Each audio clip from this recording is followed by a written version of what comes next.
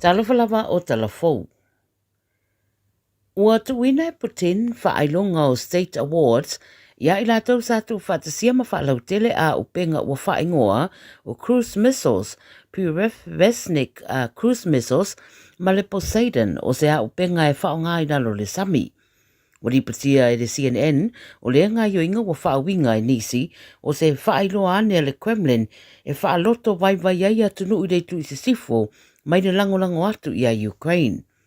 O se tauninga o whailonga na tau auina o award ceremony i le Kremlin, le na whatino i le tūlanga e Putin, ma whaamata te tele ai o a upenga nei, ua pāsia ma ua i se tūlanga le leitele, ma ia vi i ai le whaatekonolosi le vaenga o le pui ngalo nā tunu. O tā ua fo e Putin, ua amata nei fo e na ngā o sia isi tu ai ngā missiles e Lucia, ai manatu nisi, ua whaia ia whaamatalanga e talia tu ai i isi fo i sa fou po sanctions na whaia ane Amerika i lunga o Lucia e au fia i le suau e mai se o le whaalea ngā ina o se whono tanga na tu e whaia ma le taitai o Lucia i Hungary. Pa o peona mata i tu e le lalorangi le mata upule nei i Ukraine ma Lucia. Ua whailoa na whainga maloa wharani le BBC, o loo lātou sauni nei se fuafuanga ia whaamuta pe whaalea o ngā aile au unanga i upenga ta whaailangi, a le company mai a sia le Sheen, ma ua whailoa mai lea tūlanga, ina ua mai a whailoa e le au su e sa whaisa lātou su i le company le nei e whaatatau i nisi o ana o loa le talapea ngai, na maua ua whaatau i nei lunga o lana upenga ta whaailangi. Pai loa mtanga ruenga le tamau a inga wharani, o lalo polo inga mai le pāre mia le atunu e ono whaawa waipea, whaamasinonga le mata upale nei le umia mana o mia, e meisene ia whaamaunia ane le company, o lo o utangia umayana au unanga tū la whono, ma aia inga whaapisi nisi. Wata ua foi ua whaia tonu le ngā yo inga le nei a wharani, ai whato a mai ona tatala le ulua i whale o loa o le Sheen i Paris, ma vai ai le leina umi o tangata whaatau. O whaelua le company le BBC, o whaasale toi whatawina o loa i le talawhia ngai i lana au onanga i le lalangi atoa. Malo talia nei lale i unga o mta upo ma le whainga malo o wharani i le whamsinonga. Whai mai wa sawa wali ese mai le tauwanga e sa idea ise Miss Universe o le nei tausanga, nisi o tamai tai tauwa, ina ua upu ia e se tasi o ofisa o le tauwanga le tamai tai tauwa mai Mexico. O le atunu o Thailand, leo lo tali malo i le tauwanga, ma o stasio vaeng o le porkalame o le pre-pageant ceremony sa whaia, na whaia ai whaamatalanga e le whaatonu o le Miss Universe Thailand, a nga i le tamai tai tauwa Mexico, a o whaalongolongo uma iei isi tamai tai tauwa.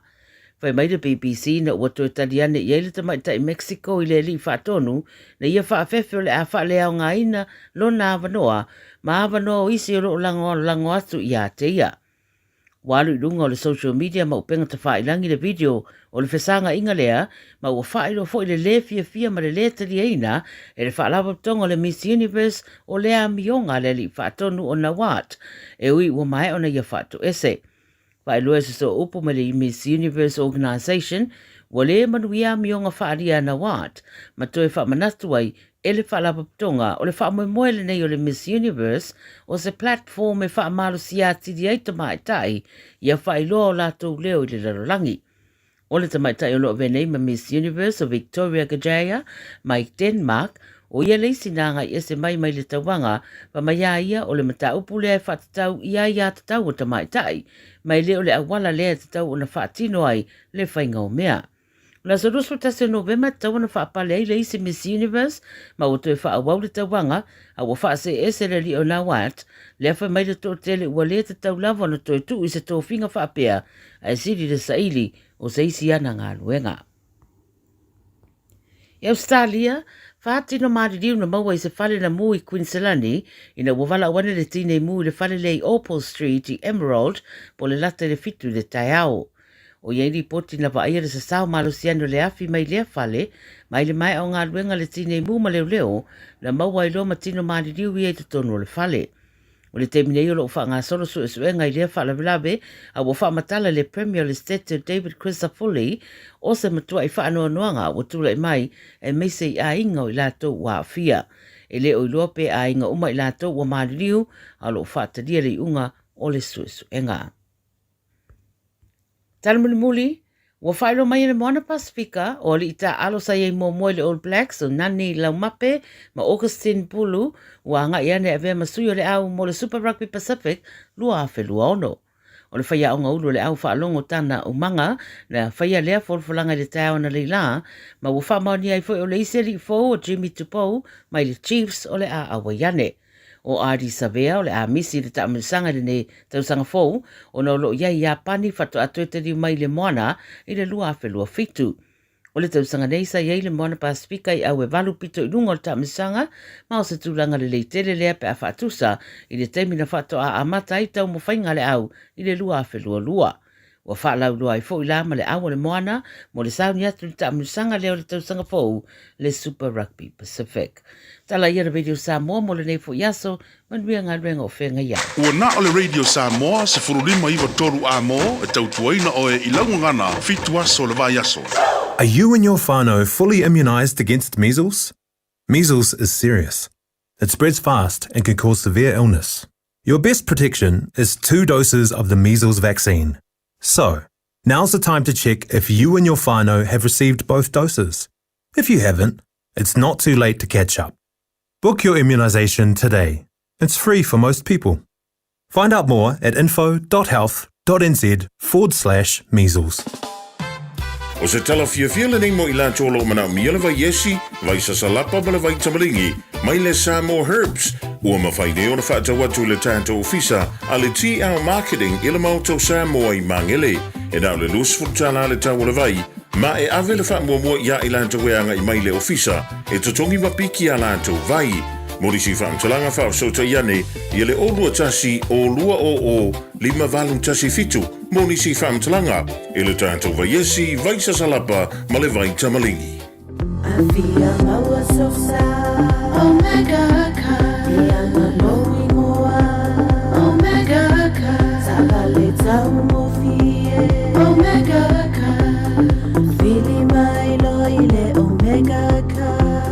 Omega Cars, lua selau Cavendish Drive i Manukau, po le telefoni o iwa lua fitu 5 valu tasi lua. Susu mai Manukau ne, Omega ka, Umalole keisi le Omega ka. Matau te whaia ni fo aroi le aso lava te fio mai ai i le Shine Dental, ai e ia inga whaapitoa. Matau te salia le Afterpay, Zip, Q Cards, whaapea Wins Quotes i le Shine Dental. E whaia fua whaatalanoanga ma le ACC i le Shine Dental. Le aise tongi mo whanau i le bao le se fululua i le se fuluwalu tusanga i le Shine Dental. Talanoa mai le tongi ino le whainga o nifo i whaunga ai le Zip, Smile Now, Pay Later. Le aise tului i le Shine Dental. A fio mai le 575 Great South Road, Manukau pe bala au le lua fitu ono fafa. Lua fitu ono fafa mo le Shine Dental. 24 hours a day, 7 days a week. Radio Samoa streaming live on www.radiosamoa.co.nz.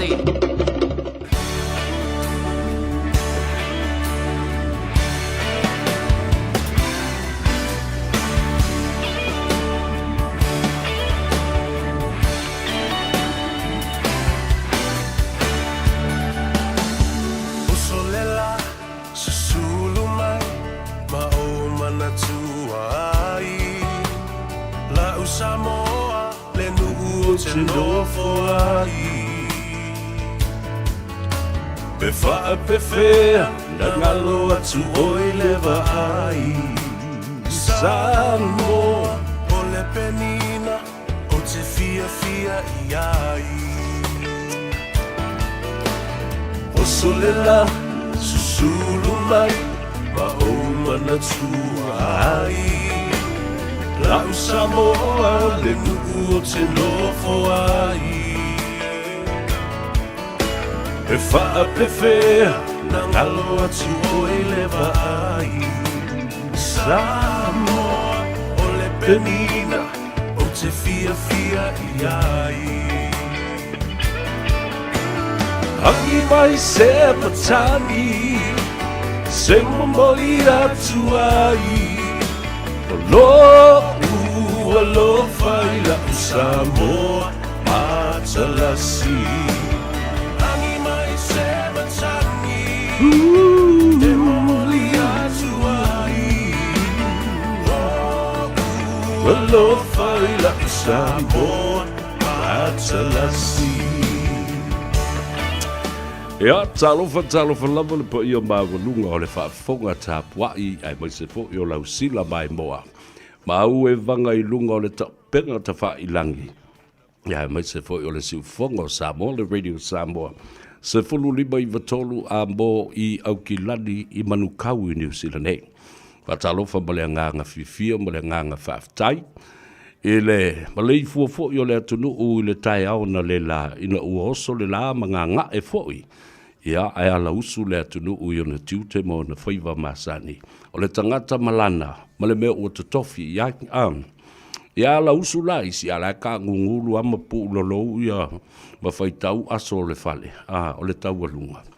E le to teleo nisi ia ele tio foi nisi o teleo tamam tina matutua nisi foi ua po ia o fanga i le tulanga o ngase ia maleunga o le fala male whaatafa ia ono mai o le tino ia e le popole la ia i mele na e matua malo lo le ia mawhai ia whaatonunga na mai le fo mai inu le vai wa ai lau fuala au a whai eise appointment te tau no e vai le fo mai Watalofa la ia te oe i le nei fo ia strofi o le whaatawhiti o le tele o tiute ma Faiva alo Filippa o le atunu upo o whea le atunu o lo e iai. Au se Talia, New Zealand nei, le Pasifika, lo tātou atunu pele ma lau whanua ma ele i Samoa, lo whaamuli mai ai ma le tāpua inga o tātou te tai wha le atunu, te tai wha le malo ma te tai foi. O e kalesia matapua inga le ngā ruenga le tua. Ia, hawa i le nale, whapea fo i stete fio le malo tele o Amerika. Ia le atu Asia ma le atu Europa. O lo o alala ma papa au i Samoa na o atu inisi fo i o lato ngā ruenga. Ia po o ni wala aunga wha le malo, nisi fo i o tulanga wa o onga. Ia, ma isi lava Faiva. Watalofa la ia te oe po whele tunu a le ale aso mo le taimi. Ia, wa nganga i fo i Faiva o Samoa la tau e lalam papa au i New Zealand nei.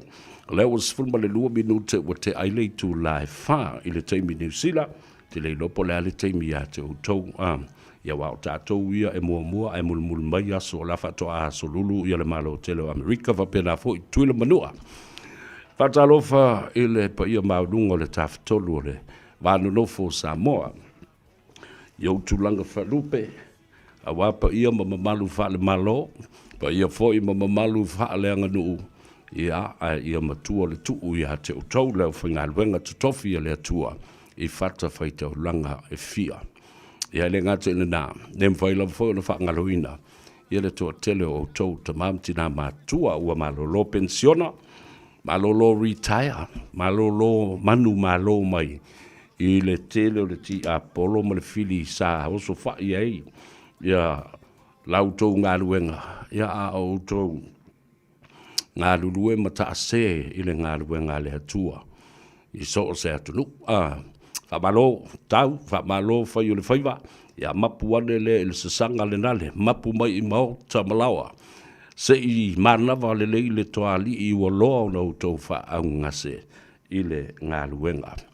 Ia, e whai le tala fo le le au na le ia ma le wha maoni i nā ulu whale mai i le whiwhia o la wali. Le meo le au kalepera ma le au whale kongu.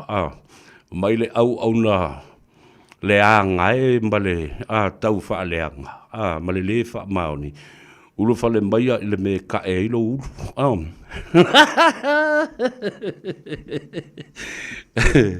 Ia le na o ka ko tātou te ata mamai e sui upu wai le aso le taimi o le aso o te whaasanga tuai fo i matua mili whaalelei upu ia le ta lafo nei e tangata i leuso ia siata le tō whae le vai malai ma o ele oni upu le lei o upu matua o ia ai masatia le loto i whale o ainga ma le vānu nofo le lei ele si awali ia whai media ia tu le epa ma le chapipi ta pena le lei le matautia o mea langa le utou tua ia ai le fionga le ri pare mia. I au tu inga le whaavaea. Me se kamale o kangaka. Se teimi o papai atu iai. I le tūlanga. Ua ova le mawhau male le mi ngau. Mele le pise tamakiki e le eise tona whaasino manga. I ama le tūlanga. O se a o onga le lei sa tu ina atu hei. Ia, talo vai mātua. O winga ia e whaali mai lunga leo penga ta whailang. E la le teimi o te papai ai i le mata upulana. Ia, o nei lola ia leo lei unga. Lo whaatalitali mai i eile tu la whona. Wa tasi la tangata wa levan kaunga loka pe a koe kaunga u Samoa. E li ngau o Kanata, po Canada fo. Uia lea. Ia, se ia le teimi o fole ia i o le tātou whaamtalanga. I lea fo i tuai ngā tangata ma le whale tangata whapea. Ia, ai o le whaatalofa. I le fionga le ri pāremia. Le so, our Prime Minister has met the Prime Minister of New Zealand in an unofficial visit or opportunity. I re o se e whai i le kalafule o le meo le ai ngā ku awa ma le whailo ai ngā o le mea tā ua whailo ai. Whawhetai la ua fionga le li pānemia. Ua e le tali tuali maina le fionga i le li i pānemia o le nei atunu ua New Zealand. Wa utiloa. La umawola tala nafi. Ai o te le imana oe e whaalea lea le matangi malunga o penga ta whai langi ma le leitio. E na ia awane i a sātia fua le tūlanga o le whailo i ngā aloa ia. I se teimi o mōmua. A o le melea. O la e sau le pale mi o New Zealand fia whailo ai. Ma se i whaise la i puti. Ma asi mai le ngase ngase. O le fionga le li panemia. Soi fua manuia lau fionga le li panemia, le tai ma le tabao le atunu, a o whaao pea ai lo sa, i le, nei fo i vaenga o le tausanga, i le atunu nei o Aotearoa. Ia wā fo i a lau whaatafa ngase, ta talo lava, ina ianga le lei le atua ma ia vavana wha fo i sia lo soi fua malolo ina, whaatalo whaatua i fo i le tua fine. Ia po le whaletua ia tu pea, le no whaalo ma le ai ngā lii, ma outou uma o le tātou ai. O lo outou nonofo i au tafa o le fionga le li taitai, ia māsu le i puwai, momoli se tau mafa, ia mawhaife au o le toina. Outou fo i o lo o lipo ina, le saonga le mu skulati, i le whaingo fie, le anga fo i o le fili e taa, ma le fili fo i o le uta fale, e ta milo solo pe o ami o tangata o anganga leanga i e fiu i mai. Ka fia moa se anganga ai ki kinga ri malua. Ia mai maupana whape o mai wha tangata whape na. A lela o watu nei. Toa tele ale au lufia i le anganga. Ole ki Apollo le pepese ai lunga i. Mai se le media lo wha ngā ina. Se si toia ina o tule epa. A oe whaatal no tu lepa. Maisi fo i media e whaia lato whaatalananga maisi. O le bea lava le nā o lo o whai. O lo o tutu a le afi. Tau le pua malafu. Aia tilo ma whaalongolongo e. Ea o le lato wai a te tau le nā. A le mea mondia. O le se o le mea tuu e le isu. Wale lava va. Wale lava va mwhaiuna ono sa ia. Matalia ina, wa uma le palota, tala noa i nisi mea, tala noa i le lumanai, tala noa new strategies for you, HRPP, and your media. Nea nai tau na whai o tau ia, lau whaasala lau, pēr whai o tau na ngata whaasala lau. I o tau loa mo mori le tau whale tau ina, male vaenga whau whai. Wa matua manongi le angai. And you should be ashamed of yourselves of how you carry out those interviews and how you drive the message through. It's not getting through to the people. You think it is, but it is not. People want to hear positive things. The positive that it can return into, energy, positive energy.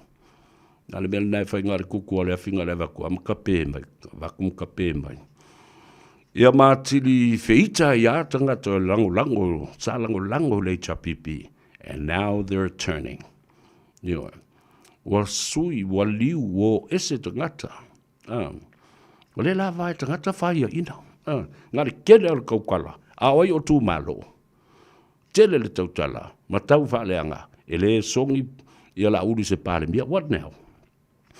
O se upu silina o ona ma whiu le upu lea, le fionga le li pāle mia i ala auli ale mali atoa. It gives them a sour taste in the mouth. Why? Wafo ina pepese ai, e le tofo iai, e le songi iai. Se ilonga e sui le mea e oso mai i le matau le la. Se ilonga e toi a fio whaalua mai e su whatu a taula lata i se mea whapena, le papa i o la uli. I le tofi pāle mia. Ea, tau te le maa whaia o na talia ina le nā mea. Walava ia se, o mana whaia tu le pāle mia. Walava le nā. O ana nafi sa whapena ai, ia wafuri e ilo tua. Ai wa e le whapena nofo ai le pāle mia. Pe a tutu pe le afi. Mai mau pe ana tutu ma tuu se mea pongi saina ia malama lama le iei le mea le nā. Ma sui ai le ala fua e oso ele tangata i tutonu le ana pongi sa le nā tuti ai. Atili pongi sa. Ma na tua la tala le la whai atu le whai aula na whai ala tō lotu ma whai atu le epa. Tu le epa ma le itapipi. E le se me ta o se pongi sa i lumo le tua. Na o mea malama lama lava. Awala ia. Tau te toe whailonga ina. Se mea ua ta ua se aso pongi sa. Au wai kunga le lulu o ulu. O le au supporters lulu o mo le ulo tu le. Banga le mo i ingi am. It takes their own minister and pastor and reverend to go right there, stood on the pulpit and said it straight to their faces. Io e la tuala tu whaiwhi au la fili. Tu a mo mori i aile sa vali i luma mata o i lato uma. Ai whaafo fonga le lei ma sa usi le whaalongo. Ia le nā. Whaatalo whatabam tina mātutua. La ke le ele rave on i le mea aile whaatalo whainai o tabam tina mātutua. So i fua lau le lei i mauta malawa whapena fo i whale o tangata mātutua. Ia e maise fo i mauta ngasolo. Whaatao toli ai o tau.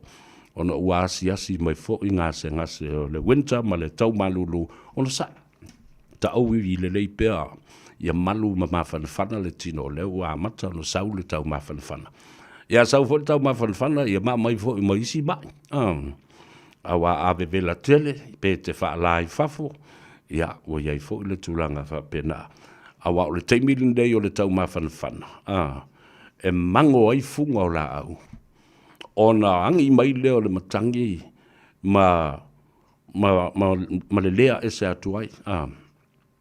Ia funga na o la au. Ia ona watu lola ia lea ua manawa e tangata. Ia mamau ai fo ila ia leo isi wha mai. E ke kale la ua maunu me pese furu i lau whai.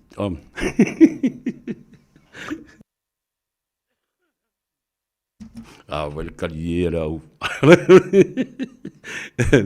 Ia la nena, e oso mai fui ma le sela. Koe ngā mai na e o mai le teibua vela tele.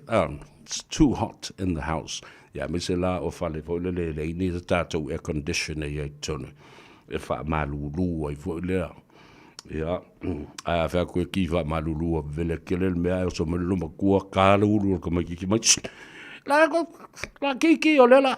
Ke le ile power alo i male kise mo isi mau mea whapena ia whatalo whaile au whaingaluenga o whea lava o lo o iai i ale whale whaingaluenga ia malo le ngalulu e nei aso o whale ngau si mea o Faiva e whaile ngate whale o le au whangota ma le au Faiva ia o Faiva o le vātetea Faiva le vātetea kamasao i e whele lei vālele ma Pea i lea tunu u whitalo loa i mwhi malanga i lea tunu u pailate kapiteni o le ave vaalele ia mai lātou cabin crew lātou te tausia le lei le saunga le mu a me se foi to make you comfortable on air i le taimi o lo aluai ia le whainga malanga to tele to lua se au whanau i lunga o cabin crew. Ia ta te talo fo mo i lato ina ia mawhai o na maua le toa fi malie ma le saunga le mu pe a whio i valele. Whatalo whapitoa i kapiteni i a valele a Samoa mai se fo i lau whionga. Talenga i whalawelave. Captain Puni, ma lole soi fua manuia, sunga ia e lama, e mare to o te leo kapiteni ma le awa valele. O li imta mai tai o le atunu nei, o Samoa, o tama whanau o le atunu. Ia, whatalo whai a te oipe a whai o le te mua le whato a e whalongolongo mai ai tawhai fio le lalaki. Po whea lava le bete iai. Ia lei a tau o savea. Le ulua i alii, pe se tāta ma le langi, se Yuli L. Harrington tu manuwa o le vea. On sa i mai la tātou ainga se i mai alpol kalamen wha o mātula ia leo matai o le tau ainga le na whasu wa whaia. Ia ranga e whaisi kiri. Ia whaftai lau tō wha ere whape ua ngalo ia te au. Al whai o le umi whone na wha lau whape kakumai. Kua fisi o whone ngā le rea ri i la kou mau ngā makai. E le loa. O whamanui anga nā ainga. E le sona ave i stangata ta whau vale. E le sona ave i stangata e le o si ainga, e le tau si ainga. E le whai mea, a whai aku e whai mai. Ia, nganga umanga makai, saulua, ka whau mai, vai vale lau whau malu, a whai koe me whai a whai mai. Se longa e whai mai sa au la inga, ia kia ufa ka ufa. Wha whai sa au mea. Ta ino e. E le whape nā, le mele winga, le mele matai.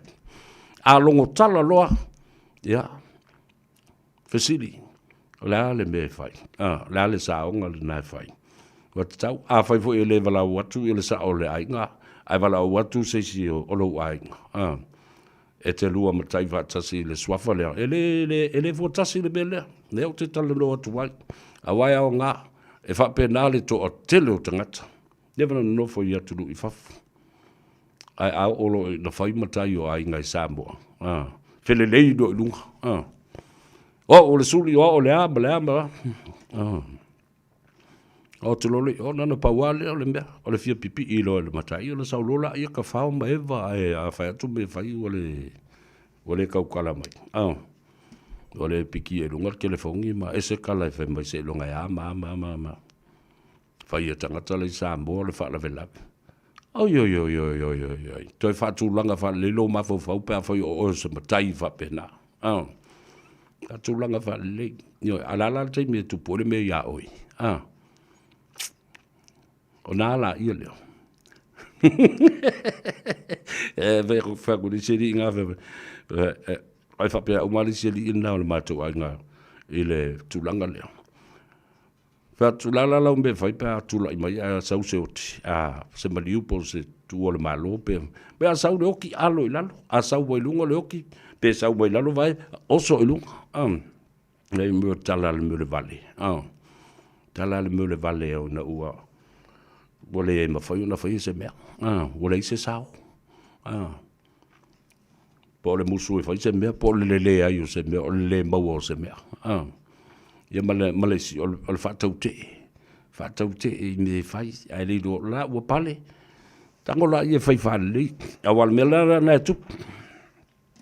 Ai sau rola i mea tātou a inga, po sise a inga. Ai te sau i ai le whai a sau saonga. O le mea o ia te oe, o lo whai atu po le whai fo sisto ina. A wai e tele le whapena me tupu ni mato ainga, whai lo e lei a tau sa vea le tala. O tō mai o matai ia alo tātou ainga le i whai mea i le mea lea. O le pito lea tō mai tau le alale. O ngā ruenga i whai e tau le o le tai o sua ma wha aloa longa mai. O e amo mai skopu sa apa. No mai lori o tangata mata. Oi ka whiwhi o wha amo pusa apa. Ka karo sa whia i si matai o le ainga. Aia. O i whi tonu. Ma wha tūlanga le leile mea tau na whai. Ona o lo tau le whai mea, tau te whātau te e mea i e whai lai. Aru e whai sou sao. Nioi, lo sao. O leo mai amo mai alanga povila le o sua a inga ma paolo i e o mai. O e tai mai tonga lai ma whai whalo longa i tua. Tu wha mai mea ai e tangata. E vai a tanga to ile matua to ba bolungo le swafala ala le matua fu le a mai o ile a mongo push up. La le meri se ve bo fa penga ile fa ngari o makai o. Fa ko o la uli i ri fingi sao. O le la to sao la le na le o tofia to de ai. O ya mo mai push up ma mo mai ala nga povi na o fa lo longa i polo mai le atunu o e feta lo lo i ma o no le alo lo fa ma le o mai e au mai ia la to fe so soni yo le na e manga ia nga kama story ka ko on ai fu atalo fa lungo le tato apio fo linga uso mo to fa fine ia fa pe fo you warm pa anga ese mai fat mai le langi te li na le o anga i mai lungo le tato Facebook page ia fa pe fo le tato YouTube channel share tato proclame tu fal tato proclame awa la fo ifia ko weisi awari ila o afa pe la fo ile oriala ka o savage o fai le mo mai lunga na yo tato so masani tausili ngalo stau tuai malo so vom via ile nei fo ia oli fa mo le malo si o le uso ya fa pe fo i se manu talo fa se manu malo so vom via o lo mai moa mai ina ile nu au le leile o manu rewa o so fatasi Maureen to felle talo fa lava balole so i manu via o te le lopo o to fo i ele ta fa ngana lu nga tuila o Richard fa vala au tele malole so i manu via eteru Richard eteru talo fa my brother how are you ya o mai o male ainga ya malole so i manu le sunga Richard eteru stasi fo yole au fai musical the eteru i mai yasa le ngata ula there we go fatalo fatu malol so manu ila sunga Richard eteru ya fatalo fatu fo i le sunga ia o Faiva te mai tai o Faiva utuone mai nai le pitonu o Tara the famous Tara village o Miti Soli talofa Miti Soli watching you severe from Palmdale California the United States Sefo Nicolau mafuta mai i le pitonu o Manurewa ia fa pe fo i le uso ia Sam Johnny talofa malol so fo manuia Reupena Pesefea fa pe fo i Alan Solomona alole so fo manuia fa taibo nga luenga le lei o lo to fatino Sam Simaile ia alole le nga lue fo i le nei aso Rosalia Lafonga ia ma le uso ia Siosi Fonti talo fa lava Siosi malol so fo manuia o kole tawa talo fai watching you from Mangere East po olole po kole ia nda Pastor Fune talo fa lava malol so fo manuia Siosi Fonti o si Vale Pasesa watching you from Long Beach California tato ia Long Beach California fatalo fatu ile fatonu le tato por kalame o le siu fofongo le taia fo le sunga tu le epa faftai li o sua malo li le ngalue malo fo le on sai ma le lot tele ma le fa malo si e tu sai fo ima mangase ngase ma tu langa fa pena a le mea taua o le lot tele e fatino le tato ngaluenga filo nu malo le soifo manuia hala Jamie hala talo fa lava malo le soifo manuia fa tai le mafuta mai tu fal tato por kalame o le tamaitai o Sameme lo wa from Honolulu, Hawaii. Aloha to you and to all our friends and families in Hawaii. Le ngata i ngā kahuku le mea lo il tātou anti whaalewe lave awhamasanga poe la ulu.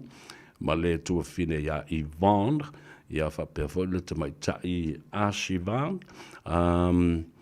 Ia whapewhoi le toa tele o tātou. Whalongolongo mai nai kalihi le tāpua inga le sunga le toi ina e atine tali ngafa ma le whaletua ia moe le no whaalo ma le ainga li i e whakasā ma le pulenga o le nā i tū o le kalesia whatalo whatu alole soifroman via.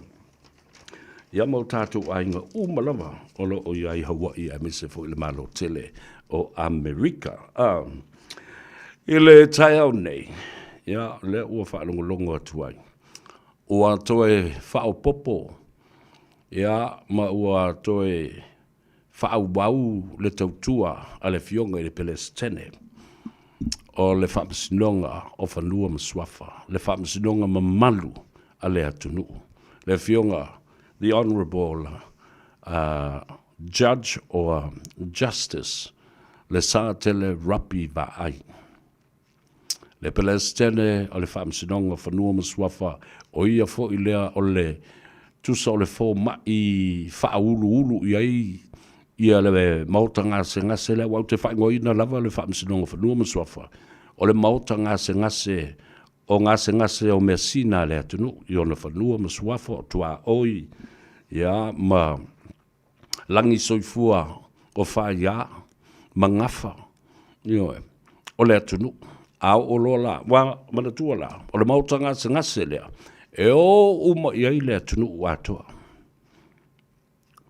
e tō tele e le a ngai i le whaamasinonga o whaamsinonga o sori ngā tūla whono ia o le mauta ngase lena i o meo ngase la i o meo sori tūla whono mātu ia ngā ui whasi o tangata o umaisi mau mea embezzlement rea o i meo sori ngā tūla whono o inga whaala ngā tua ia po o sori tūla whono o whai ngā pālota ma whātou sina ma isi mau mea e se na o tangata e sori tūla whono e o ia ina ai o le mauta ngase lea o le whaamasinonga o whanua maswafa e o uma i ai le atunu.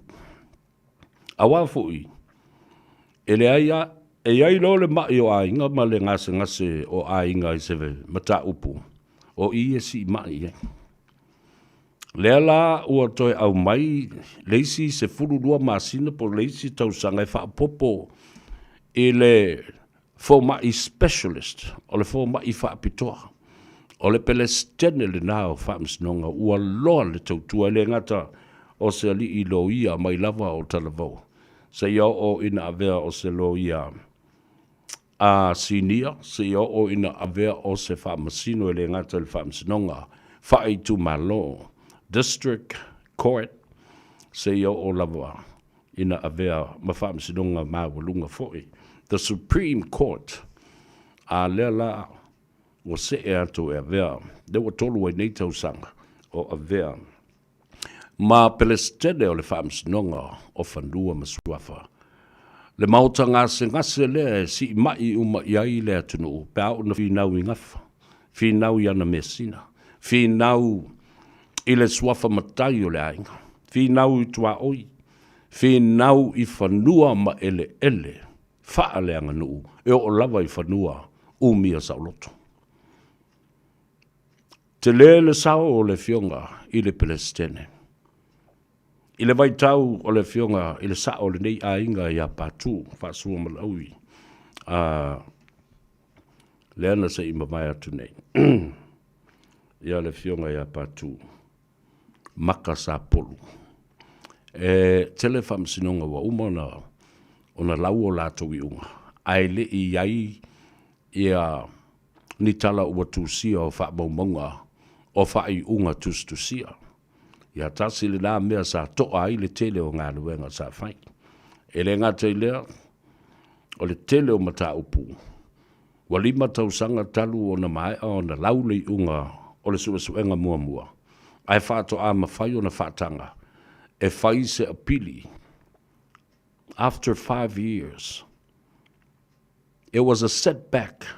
Lolo winga. O se toa lea sa matua i whaingata te leo na. O na talia ina e tangata.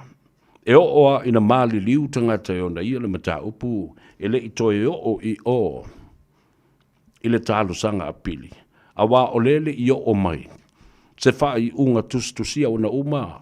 Na laule unga fofonga tu ngutu. Ai le i tustusia i lalo. It was just a verbal outcome of the first original mention. And then, wa whaile whaiunga.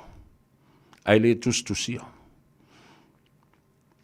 E o mai le whai unga le nā o la lata ua umale tausanga e lima e whai ele a pili woki wa pēle tang le matau tanga tulo ulu whaafonga le tunu ua tongi le fualosa i lunga le whatawhata. Ia vai kako kari e wale mea le nā le sa ili tata i tele le tunu. A o whainga la i o suinga fau i le sao lea fau i tamali i longa. I lona tula i mai. Ina ia toi wha le lia a toa isi vaenga ia o le mauta ngase mana whainga whawai. Wa tuu mai ai i luma. Wa le whaatalitali i le lima tausanga whato a toi whai leo se pili ma whaalongoina se pili pe whaila le pili. Leo tuu mai tutonu within 12 months. Period. Sfulu lua masina loa. Whafonga lima i o tau le malu le tunu. Leo lo fea ngai ngase nei. Ile mauta ngase. O le whaamsinonga whanua maswafa. Mau tau matau. Le lau tau whaafonga mai. Aloa ia le isuinga ia. Ina ia. Vave ona mai le matau pua. Maua le soifua o tangata. Ile ngata fo ile nā. Ina ia tau fia i fo i. Wa isi suinga na. E olo lava ile teimia lau waile i unga. Pe whatu la i se mataupu. It has to be on time, spot on. Ai se ale, mafu angal mele la. Le anga fo i la na sila le Palestine, i whale tonu na tula i mai. Ai maise o ngase o ainga. E malanga atu. Ai otu fo i toi tolo le mataupu. Toi o mai umatangata i fafo. Lale me le tupu. Tupe se leni, taimi, resources, frustration. Hatu le loto ma le mafofau. Alu tupe le pasese le alu i olo nofo i. Whalitali malope ale fio i ainga. Feo i ta vale o tau mafa. Ai ale ngā luenga leo muti ai. Inei. Le mokesi le nale ma le rent. Wale whaia. Ai sea, na o oile tangata whai ngā luenga. Utu wawaile. These facts have to be factored into these decisions. Wonderful decisions, making sense, common sense. Whawhitai i le tua. Leo wa maea. Na whaia le ngā luenga le fionga. I le pāle mia. Whaia tu nei le ngā luenga. Ma mamoli atu ai le tua lalo. Ma le whaatanga i na fo i ma le au ngani le fionga le au malu le malo. A watu loa tusi tō whinga o le fionga i le whaamasino sili po le Palestine o whanua maswafa e toi saini ai, the common seal, and re-signed for the extension of another 12 months for the contract to be honored and performed. Well done. Mo i ala utala. Whaftailo fionga le li palmia. Le toa whaama mau. Awai le ai a nisi o to toe nei. E ei tu ai ngā tō whā whape nei pe o le tō whā lea o loo i le fionga le Palestine. Le ngata la o lea ua tu mai luma, lea ua uma foi o na tā mau nisi whainga wha vai fau. Awa o whainga ia na whai mai le vai teimi o tu le epa. Ma le ita apipi. Lea la e te whai atu ai lawa. La ele mea la iona. Whai mai tatau. I whainga wha vai atu ai. Au atu wha wau mea na tu umai le HRPP. Le ai, se singi le mele nā. Au atu, ai ei mele le e tau na whai, wha wau. Au le telo mea nei. These are policies, protocols, conventions. A different whole game of doing things. Reinventing the wheel. Fetu na i muniao, ia te o tau le whainga malo fau lea o tu le mai. Tā mea lai o le wha au ngā fua mea ara wari ia na whai. I lei ma se tū langa le lei o tau nuu iai. Ai maise se fo i la. I mata upu tau whaamsinonga. Wau tau se sile iai. Na matua se i motu. I le whainga malo lona lua le nei ma le painga lona lua le fast. Le mata upu na whatula mai lua se fulu 2020. ina ia tava vai ma faa tu matila. Tu to tasi le faa bisinonga o fanua maswafa. Ia lua ai ulu o le ngata. Ese le faa bisinonga o solinga tu la follow the Supreme Court and the Lands Entitled Court. Wa lua ai ulu o le matanga luenga o faa bisinonga. Wa faa ai la ia le tafa faa. O le valo nofo o whainga malo, tāwha tolu i ai o le temo kalas. O tō si sila iei. Whamai e a le Palestine, le lau toi a wātu o le melana. Māta ngā. Lā le meo le a whai ei whapea. Masui le whawai. Oi lai soli whawai. Tala noa mai la le media lea. A tui le epa, ma tui le epa, me lato uma le HPP. Oi lai soli whawai. O tau na. Soli le whawai i le tau mawhai e tā wawai ma whaatu ma oti. Awane i toi whea ia i whaamsinonga e lua whale mai nei e lua. Ese le whale mai o ngase o le atunu. Ese le whale mai o ngase mo i au meo soli ngā tula whono mātu ia. O le whale velawe. O le system na tātou ua mai e le Westminster.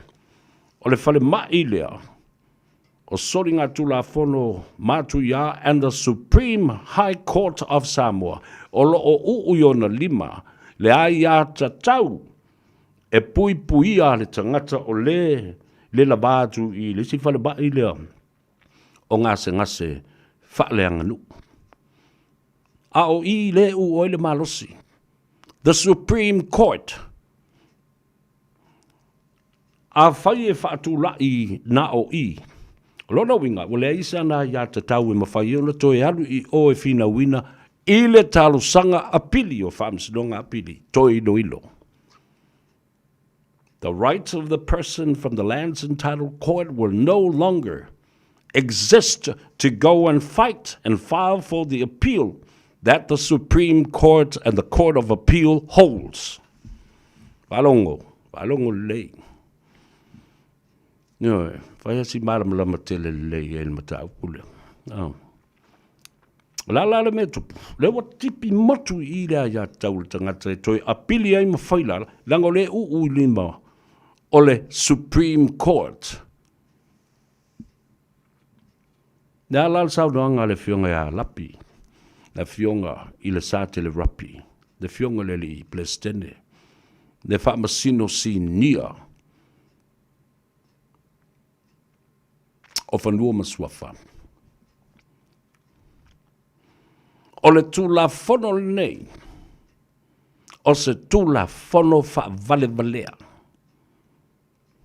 O le whiusua inga, a le whawhine wha vale valea e le angalo na mawhau whau ma le tamaloa wha vale valea e le anga whoilo na mawhau whau tu lau wha whonga le atinu. Ma i tō aila i leo le whawhine, i le pepe whanau mai fhoi, o le tūla whono e wha vale valea le pepe. Well, a Peritania e le fionga i le Palestine. This law was ill-conceived and badly drafted.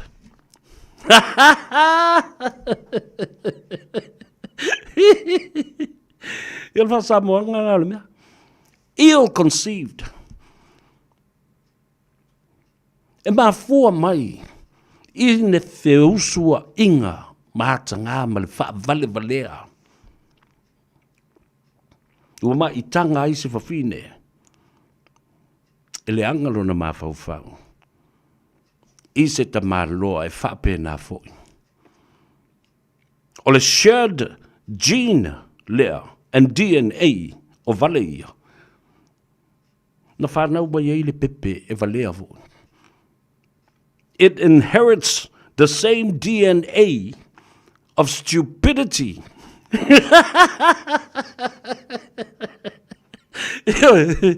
Now we made prepare. The stupid for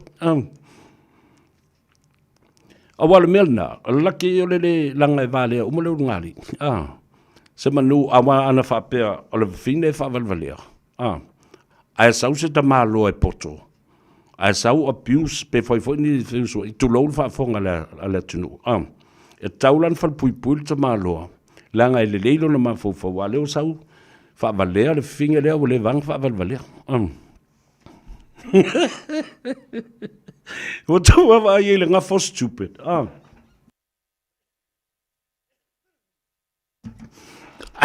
le nga fal nga o stupid e pe o le nga fo pepe. E feo lolo le nga fo pepe. Le nga fal o stupidity. Stupid woman and a stupid man. Yeah. Fa ko aila ia leo la stupid. Ma I to ai lola ia leo stupid woman. Ile meo le whanau mai. Mai to. Whanau mai. O le stupid baby. Le pepe le nao le tula fono wha vale valea. Tala al te maloa. Ta fe. Ile metaphoric comparison of how this genius judge has compared the law to stupidity and being ill-conceived. Ile na la wa to mam la ba la nga fole or stupid law le. It's a stupid woman and a stupid man. And now they have a baby, and the baby is the law. Is a stupid baby as well. Valel te malo, valel va fine, feu swai, mai to, whanau mai, o le pepe e whavalvalea, o le tula fono e valea. Ia o ngala ia. Ia o toi tula I mele malo. Ina ia toi wha mau tuwina. Le ave seo lea tula fono. Ma ave sea o lea tu ai ngā whainga na mana o ne I tula e pa. E sui I ai le wha vai o lea tunu. Aia, nā la le whaile stupid law lea. Ina ia whaamalie ina ai la ngona, mamana onga o I lātou, nei ona o lātou mata upu mua na whai e le sao. I le system tuai le sa iai. Lala mele utu lai mai, toi fo I atu le sunga le pari tele. John taima le langi a fele, toi po lesi le lei le whaatulanga ina o le toi whaafoi. O le tula fono le afi se lau valu sful ba le tasi. I lona wha moenga manu. Aia. Ia lata mai lea au, ile mea uu vai lua, uu li malua, ae lia I ma wha le lea I ai. Ia le tula fono wha vale valea, lea le stupidity lea, and stupid man, stupid woman, stupid baby, stupid law. Ia o la tātou upa na o le ngafo stupid. Ia o tēri whai ato le ngafo stui o le ngafo stupid.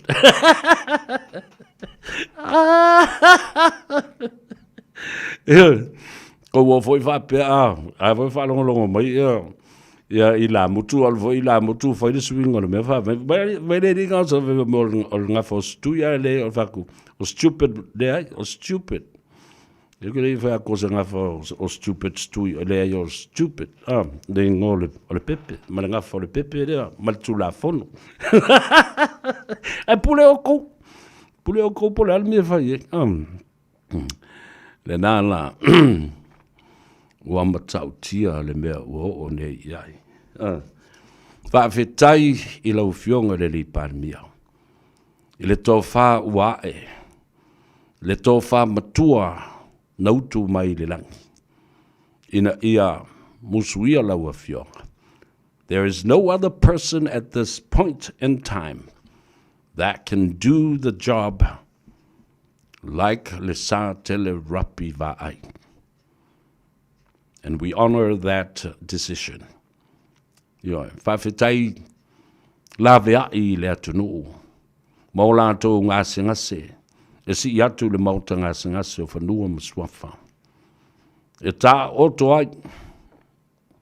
E whai ai tipinga mafusinga. O a tipinga. O le ilo ilonga.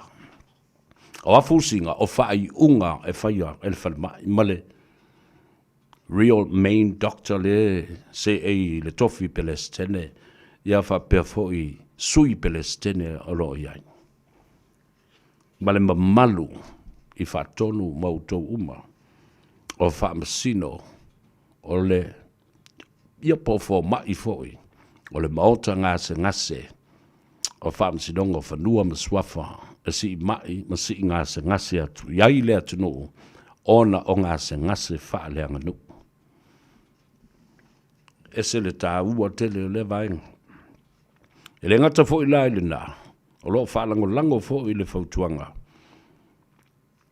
ale CEO whapea fo i le fionga i le li pālemia i le tūlanga mātango fie ma le saonga le mū o lo o iai le soifua malolo ina le leio le fionga ia le sa tele rapi vai whaatasi ai malona mawhauwhau malana tō wha manino le tō wha mamau ma le whaau tau tanga o lo o whai ma vai fo i le ngona ma nganga o tangata e mawhatia i mata upu whaale nganu o si ma iatu i le maota ngase o mea sina le atunu.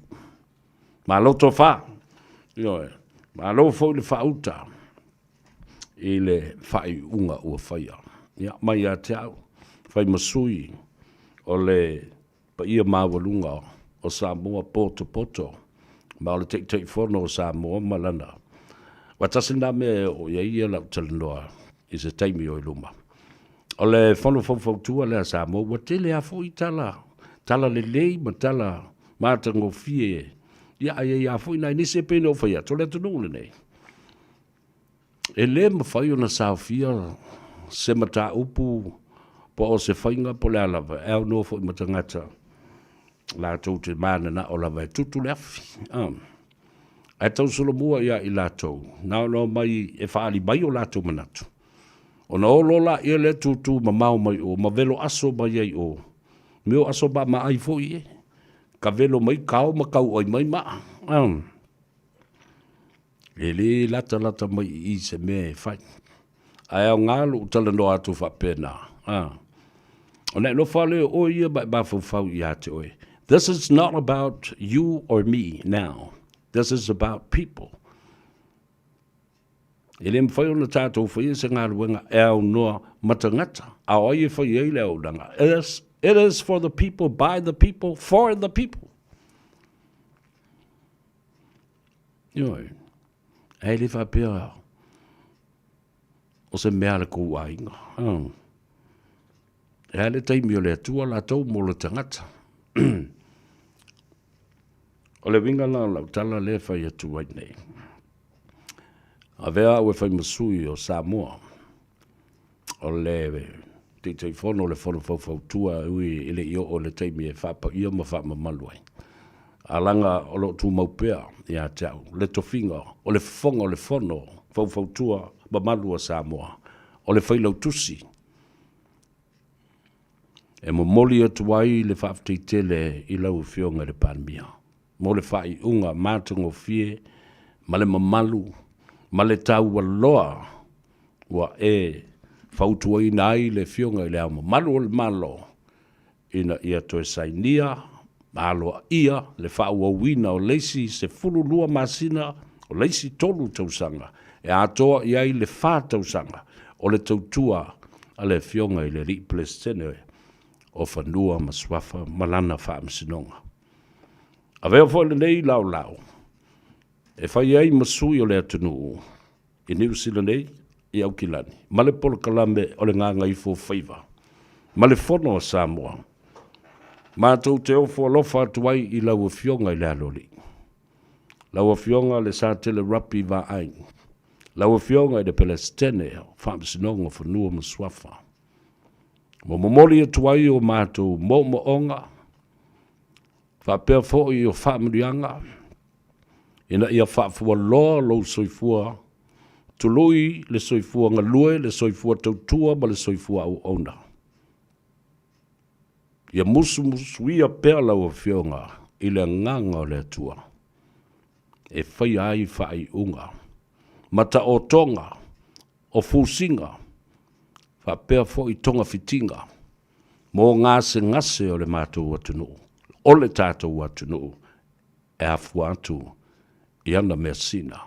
O na whanua, o na suafa, o na taulangi, o na langi soifua, whapea foi, o na tua oi, o ana mea tōtino nā, o ana mea sina nā, o le mātou te talo lea i lea tua sanga, i ane ai o le tai, ai mai se foi, i le ngata i laua fionga, o sui Palestine o le whaamsinonga, ai mai se o li i mata mai tai.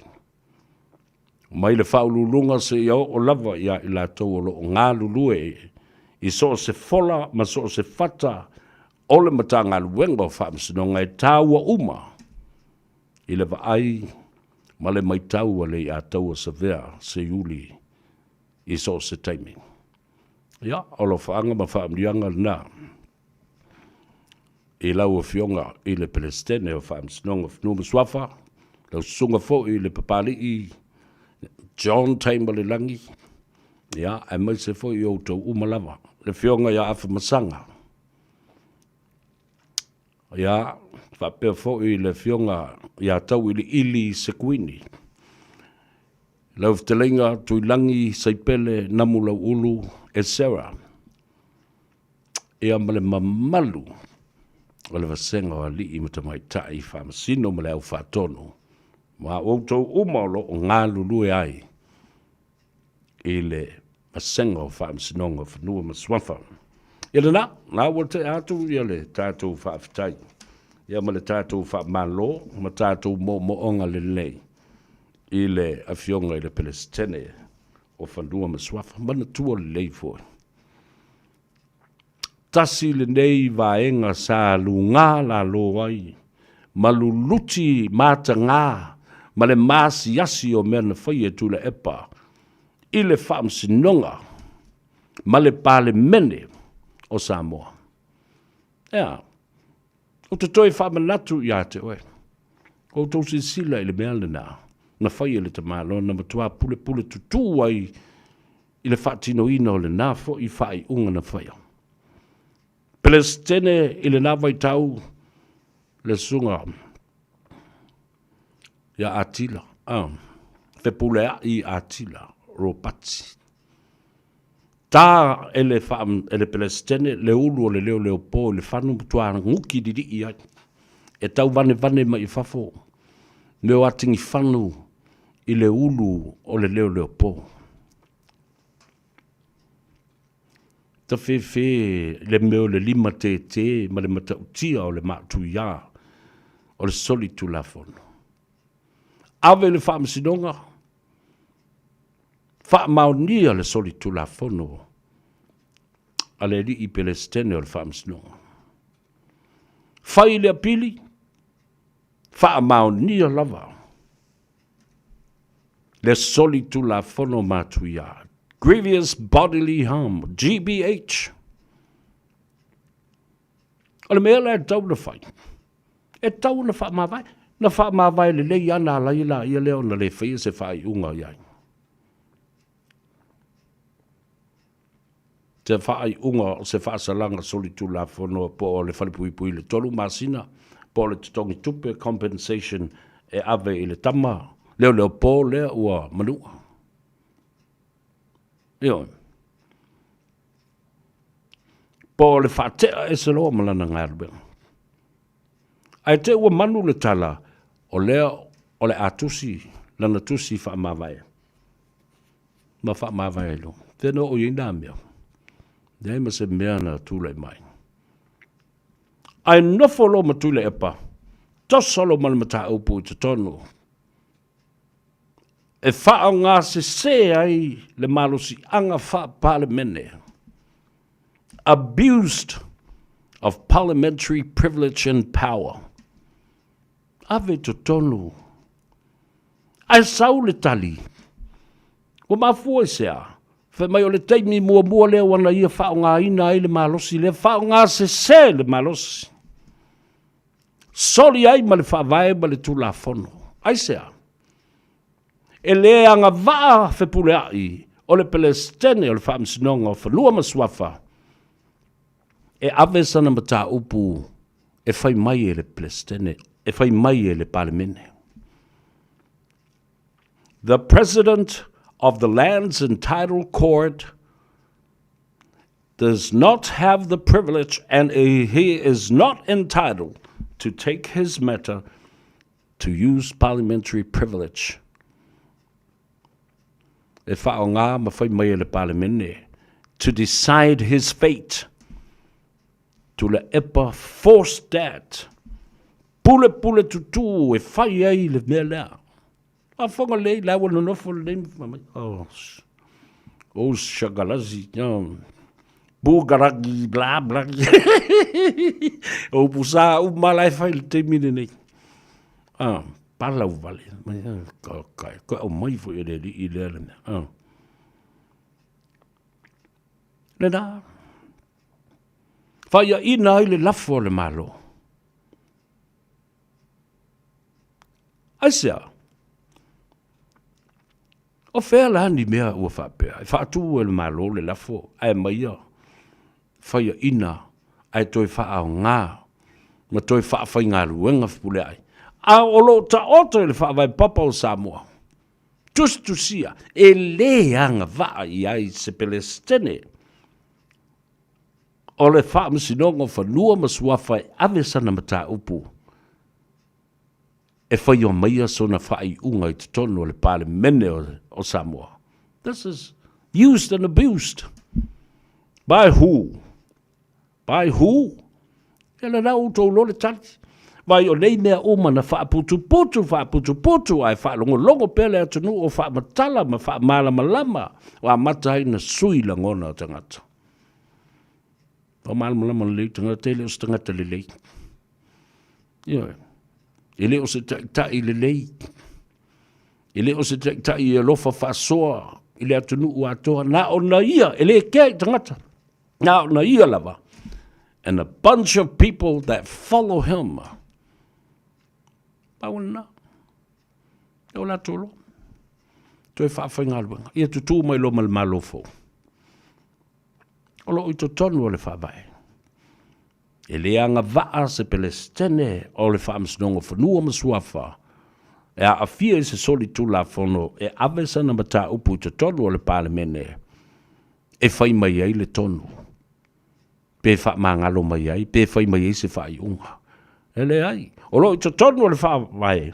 Ua nao whaamasino o le whaamsinonga mawalunga. Whaamsinonga na whaamsinonga o soli ngā tu la fono. The Supreme Court. Not this President of the Lands and Title Court. Clean cut, black and white. Manino le lei le whawai. Aia, whai i le fia poto le tangata, leana te tai. Whai i lana pule tutu, lana whaatanunga. Aisea, lala mea ua ai maulalo ai. Ile leo po leo ta ei le ulu le mfainto e whainga luenga. Ua nuti ai le whangu. Tau vane mai fafo. Neo fasting whangu a pi i tono. Ana sao se hatingi whangu tono le whai ai woti le. Le leo po. Pui le tangata. Anga sala ba le soli tula fono. Ai whaatua nai. Whawewhea le whai.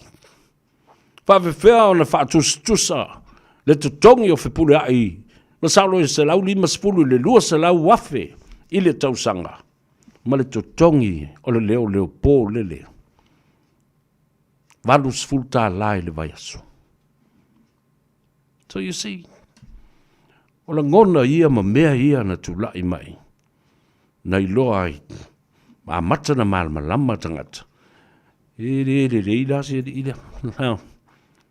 People have come to learn that this leader, I'm telling you, ele os tangata lelei.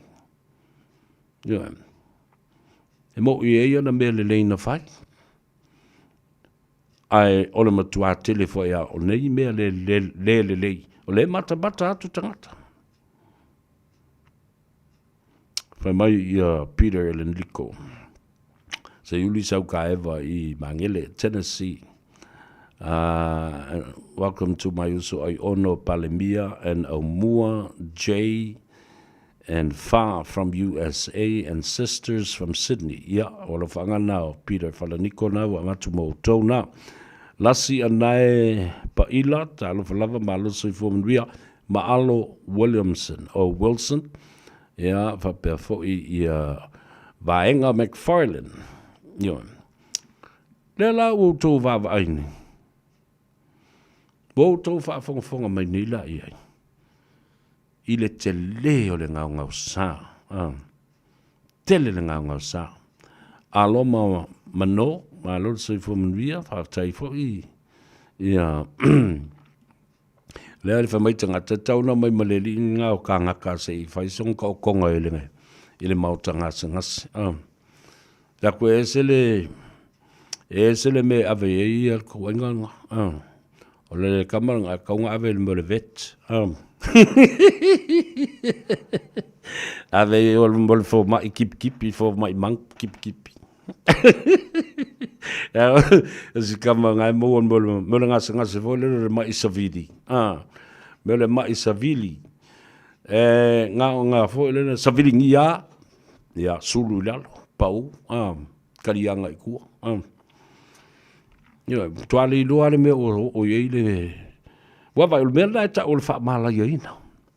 Wha seva lo ina. Nā wa tuli i whawha le lopo wheel me nā ua moe sa vali i le pō ma. Po whese o me o moe ane. Wha tuai fo, ma whai meila na por kala me wā nā. Talatanga ta whai me o aia. Ua po wa tuli e se mana mena. Ta te li lo i te i nāmi.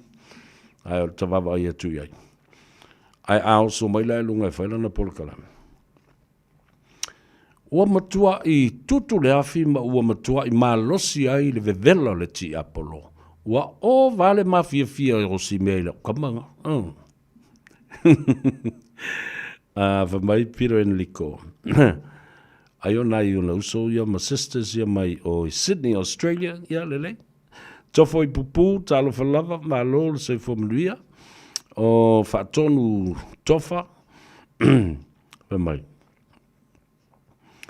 O a te tauna whaisea o ingo le i leo pulotu. Vai. O pulotu. Ia. Tali tolu mai ses. E te tau o na matua sauni o e pulotu e whai. Ma tā pena mai ia ni au evidence.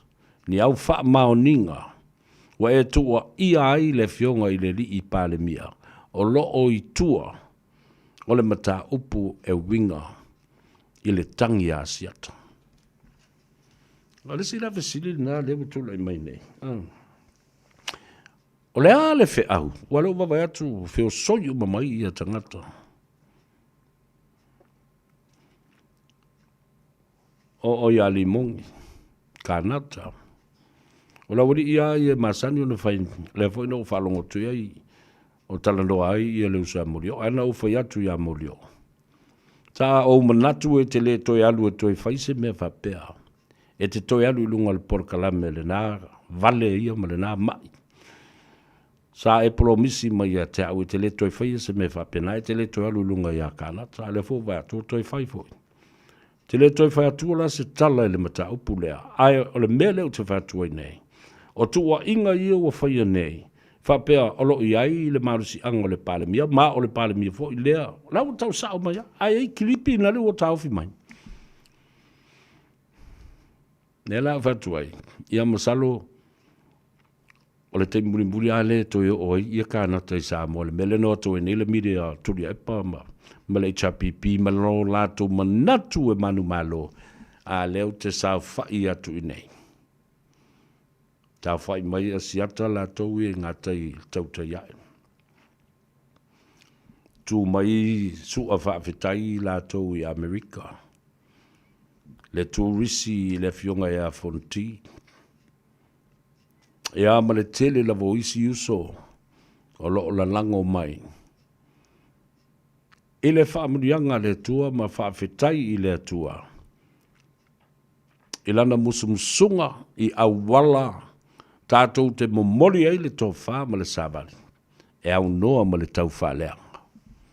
Wha malama lama ma tau wha pula pula. Ma tā upu uma ole anawa tau. Wha feto ai anawa tau e lua. A ole mea na mafua ai ona te tai ese la ngono tangata ma vanga. Whatever mai o ia tule epa. Ai a vanga loto tangata ia lauli.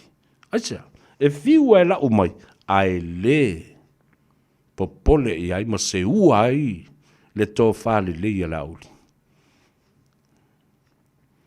Le ala le nā la yuna uwhai atu, o le taunu ungo le whainga panota le na te atu nei. E mafua o na manu ma lo se pāti whauwhai o le taitainga.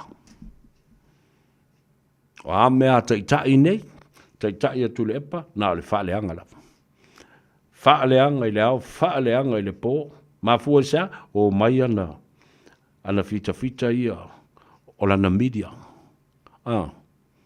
O mai whaasanga mea atu le epa, e leo mai tala noe atu le epa, about new strategies, media capitalizing on the strengths of Tula Epa and HRPP. Nothing.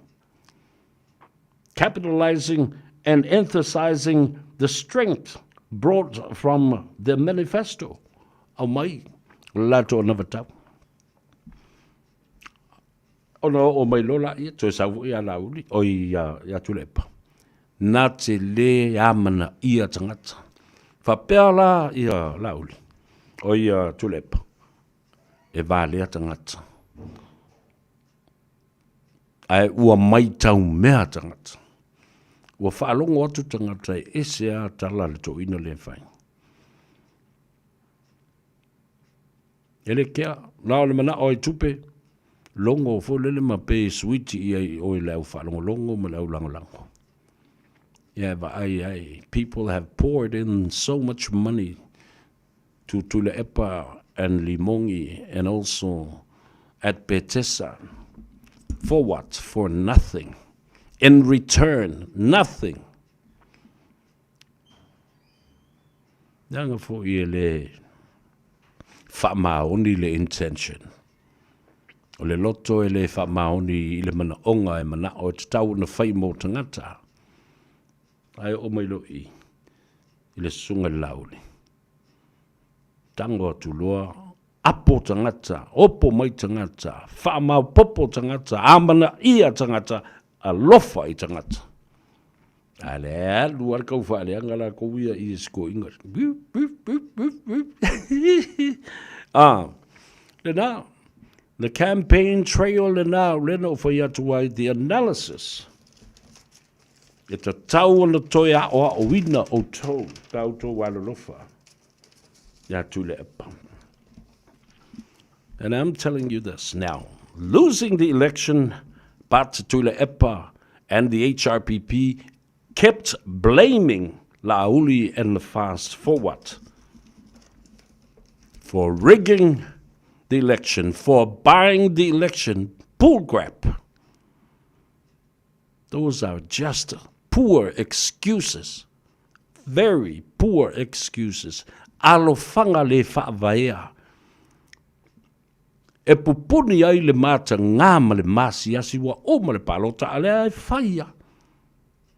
Ai whaia. Whalongo le leilau tala leo whaiatu. You should be ashamed of yourselves, all of you. From Tula Epa to Limongi to all of you and even your media personnel. Tangata umaian tau whaangaina nei. E whai ele tau media mana tau whaalawi loa mana tau. Le ngata i Samoa, Australia, mai nei al ngau waloka lisi ko olua i Samoa. Awa nofo i nā Malaysia li i le nā o tiu manu matua whaita nei. A le welo e te matua ma mau i a tiu manu. E o te, i le taulantu tau o tiu manu matua, a tau o tiu manu lai titi. Uso lai titi o le i a tau sa vea. Ia manga ki koe foi mai foi lungo koe pingi fa le i tatou fida mai lo fai nei. And what I'm telling you, Tula Epa, Limongi, and the rest of HRPP and your media that you used, this is my advice to you. You know, focus on reconstructing the HRPP from its foundation. Revisit. Toi o le whaavai ma toi sila le lei iai whainga whaavai i le tofia ina ma le sailingo ni o tau tai. It is long overdue, and even the leadership is now in question. Siringia le te tainga. Lau advice le na mumua. Toi whatu langa le lei. Yoi, o tau ia lea le media, o e whai iai. Alo na, take it direct from me to lepo. And limo. Listen carefully. Identify problems during your election campaign. Mai tau. O ni wha le tonu. Ni mea se ma ni mea le ma le tala whea ngai. Sa au tau whea ngai. E a vea malu i tau sa le mawhai o nau tau a e ai le olo i le teimi o lau tau whaalau i loa o le whainga palota. O ani sa vali na le ma se o na momori. Ana. Au tau o mai au tau whaatalinuanga. E le ini sa vali momori na o le tau whaaleanga ma whaaleanga la uli. And what? It came back to bite you in the bum. Nena, tolu. O le fasili ia autou. La le tātou mea. Vai pēr le fasili na fasili ei oe li mongi disi asu. No a toi whaatali no atu. Oe me wa i ofo. Tua i ofo. Tua ule loa po lase mea mātou te lei whaia. That's what you need to sit down again and ask yourselves again. Where did we go wrong? What happened? What did we didn't do? And what did we do? Ioi, o le mea tau te lei whaia. O le momori o le sāwali le file mu. Ma le manino. Na pau le mea lena o tau whaia. O le whaaleanga. Ma le whaaleanga. Ma le tau whaaleanga. Ioi. Mea lana tau te lei whaia. O le momori o le sāwali ma lona ano fale. I lona tā ua mo tangata. Stop focusing on the opposition and looking down on them. O tō vai maua lalo. I lo tō fili ya la uli malevanga. A o tō le manatu ai. E tū la fono le ta'alonga ina ia tā ua. It's not about you or about lauli. It's about the people that you are about to serve. And the people who have the power. The people that possesses the power to keep you in parliament. Ta ngata o iai le pule. Tu ina tuai ma vala uina o tau te o. I le parliament. Alongo. Ai tau media people ne. Ma o tau na o sui o fai pule o leo avatu. Le fautuanga. Carry out some research and analysis. Whaini au tau sua suenga. I mana ongo tangata. O le mele na whaini. E pūlea o tau. Na whaua o tau ia o tau mea. Tau te li sāwa vali. O tau whātai tai fua. I whainga whaavaya la auli ia ma le fast. O tau i whaisi tau mea. Lai me kok sāwa le. Ioi. Nā lale me o tau sāwa vali i fua o tau ia. Talofa Sofia Ioane malon soifo mria. Vi nepa right ia whapea i ia whatonu tofa. Lena, whai sauto research. Get the analysis. Get the people's need. Lale me mana mi e tangata. Whawhiwhea o na tātou tali atu I mana ongo tangata.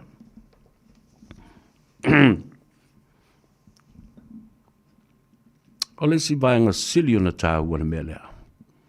You have been dwelling on the past for a very, very long time.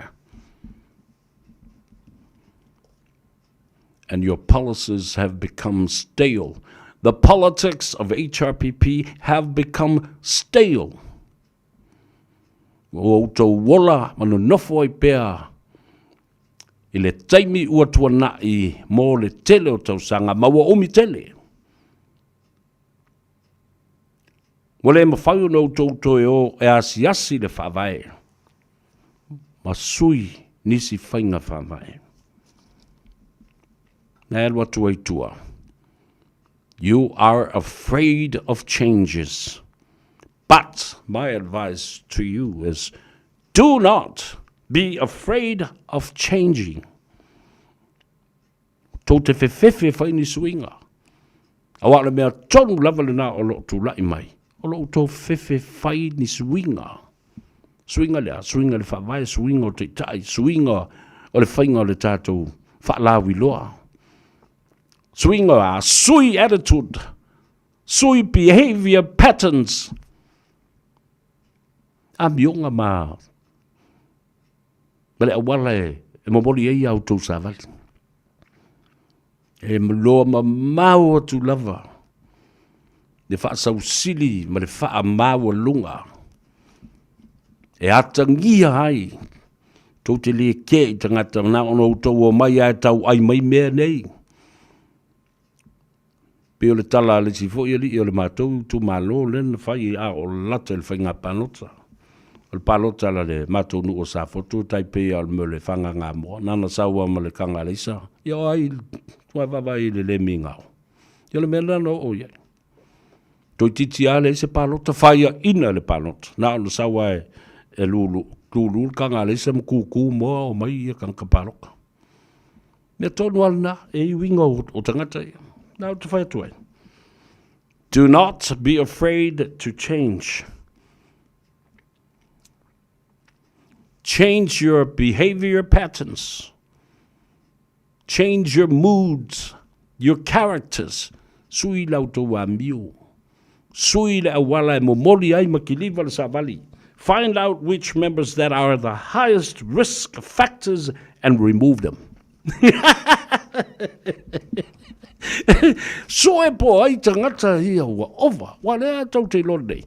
Nā le toa lua tangata lai rani ina la. Petesa ma le HRPP. Lea fol nā musu io. Ese kamas ia lauri ia. Nā o stuia. Ia ma limon. A o tō se sila leo fatu. Leo fatu lau fatuanga. Ba ai tangata. Sui o lo o iai te tolu o le mawhitanga. Ua siri o na maua lunga le matautia o le tūlanga. E pangatia ai le pati. E tau valea ai le pati. Whaaleanga ina ai ma le whainga panota. Ala leo ua whaia ina. Totolo i tuli, totolo I vai. Whaafia na whai. These are the two most highest risk factors and members in Betesa and HRPP caucus. Nan me fai, remove them. Yun. Lai fe le te mili nei wau te lotea tu alum ta upul na ma pressure tu mai mau le pati. Ma mea le lei sa wha vai ma iai o tātou mātua ma tele to nunga o tātou mātua le tele o tau sanga uma vai. Aia. Nea la vai fai. Vaenga lon fitu o lau advice ia o tau nā. A fia e ma o tau ia o le media ia e tau te whaaleanga ina. Ia le tātou tā longa o tau le ma whaia isi kama. Questioning HRPP's leadership. Sitting here. O le ali si me tau na whai. Reprioritize the direction of HRPP and focus on positive energy that these changes will bring. Na, tu e whatulanga, te lei le tau mua le sā, folau. Sui isi kapeteni o atu isi tangata. Na utou no fulufo ia ina wa umi, ona utou fefefe la ia le whaine swinga. Awa, o mumusu e o ese. Mumusu o ese ma le malo. Nea o mai le taimi o le lātou lava pāti whau whaitinga lava ona ua matua malolo. Ile malolo sa mai me whapea. E malolo le me kere whapea ngā. E kere ngu fōi au mai e kukongo le vale ngā. Eo. Whakalo whakui si o kua whinge o taika. O ke iro waku ai a pie volo ma taika. A waku alo makua i fo a taikari.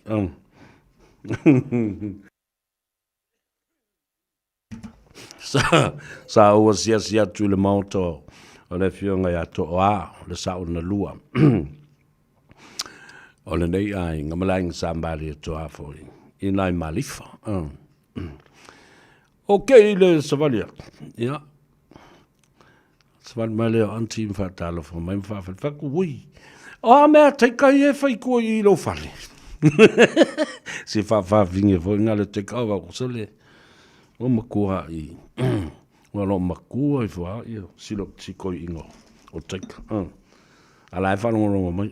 Fa me kala te lo fiu la vale e mau kala. Fa ko akala mai au kala ngai. Ki songa whai ama ko ngai whawhawhing whai o akale whai whawhawhing ai kero le ia o a uo ma mai o tau nā fo e whakamāku le e pai au ko iana mātali e ala i alu alu makali enga ki au whi mai o se tuento fo i se au mai se whakau i sau whakau se a ma sau ma whanga se kasi o le fiafi ia avelo i le tuento si lo makua o taika. Iane nā, talo whai. Nā o tup, questioning HRPP's leadership, and I want you to rethink your position. Tangata fōu, whai pule fōu i o atu nei. Tau te wawai ei? E matua ngau o tau loto mo tau a nganga mo e o ai o tau tino, tau te langona. Le mau o le malosi pea o tau whaalongolongo pea, ma teitai wha ato mea, teitai o tau ma, teitai wha matau o tau.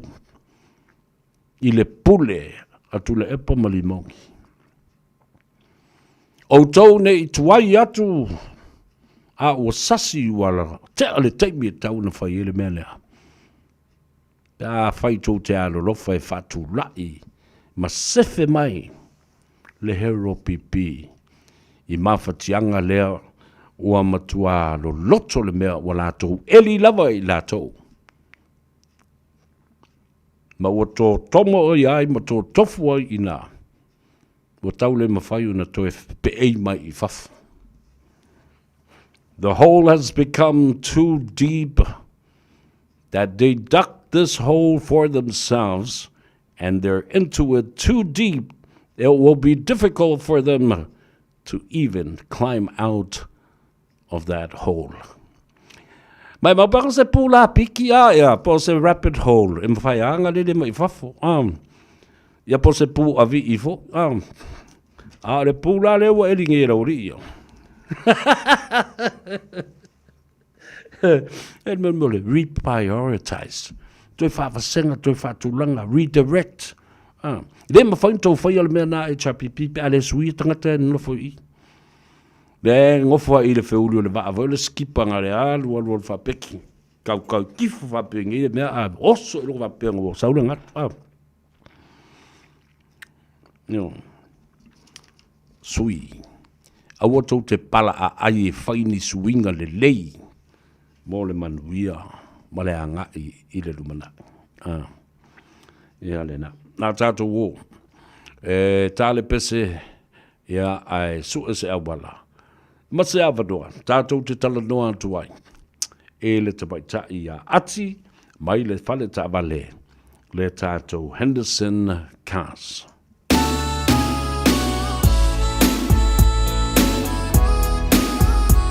Pamalo atu le ngā rurue. Le pa ia maulunga le atu nu. Ia, whai malia lo sai lunga le atu tele. Ona ia whaatuwha E lei malingi fui ona lui mata Be aisea Masalo ai ona ole o ona Matui tui ona tina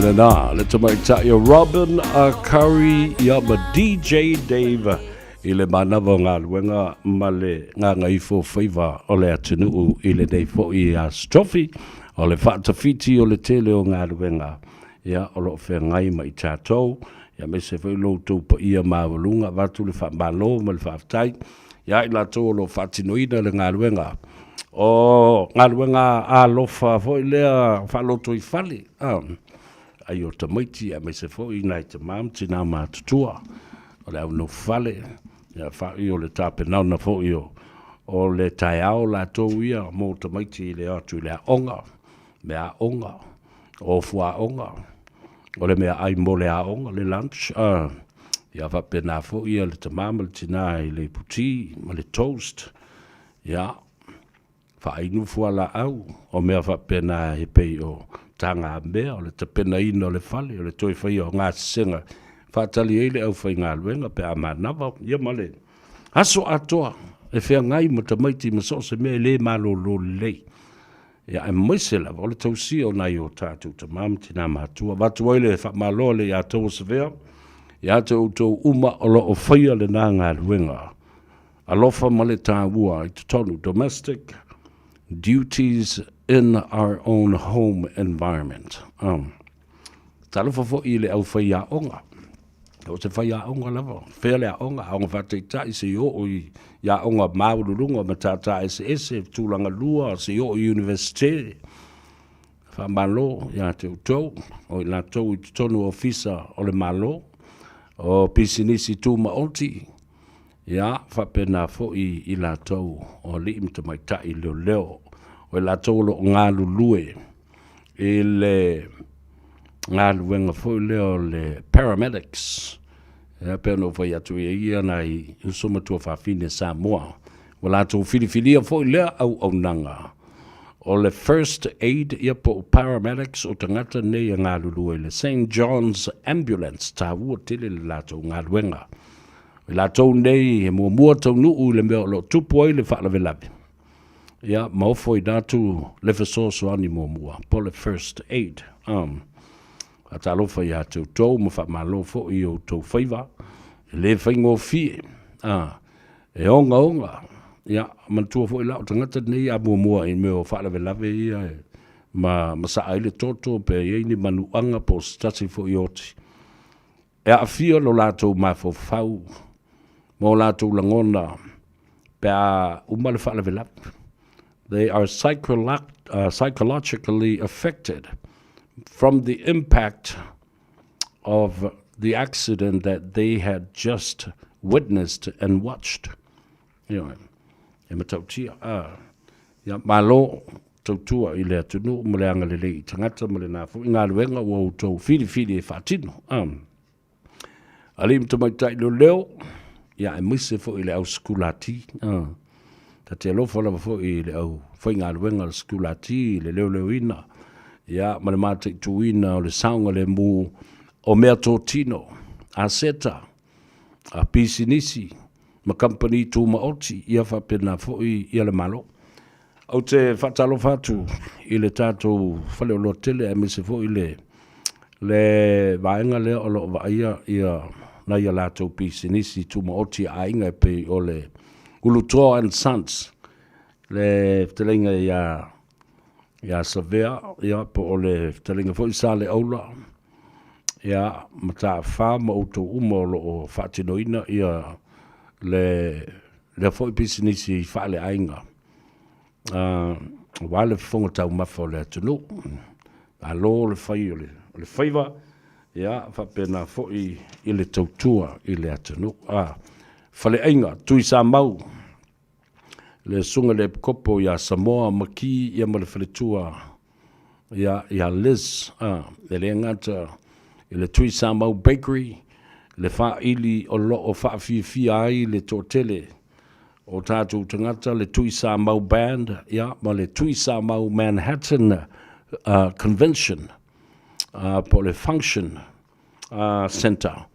Ia whamalo ia tina ele lei. Tō telefo i alo matama whanau a Samoa lo whaatino ina isi pisinisi pe ole awina mai o loa wai. Leo te tala noa tu nei. I le fuafuanga lea le malo, I le tātou Samoa Export Authority.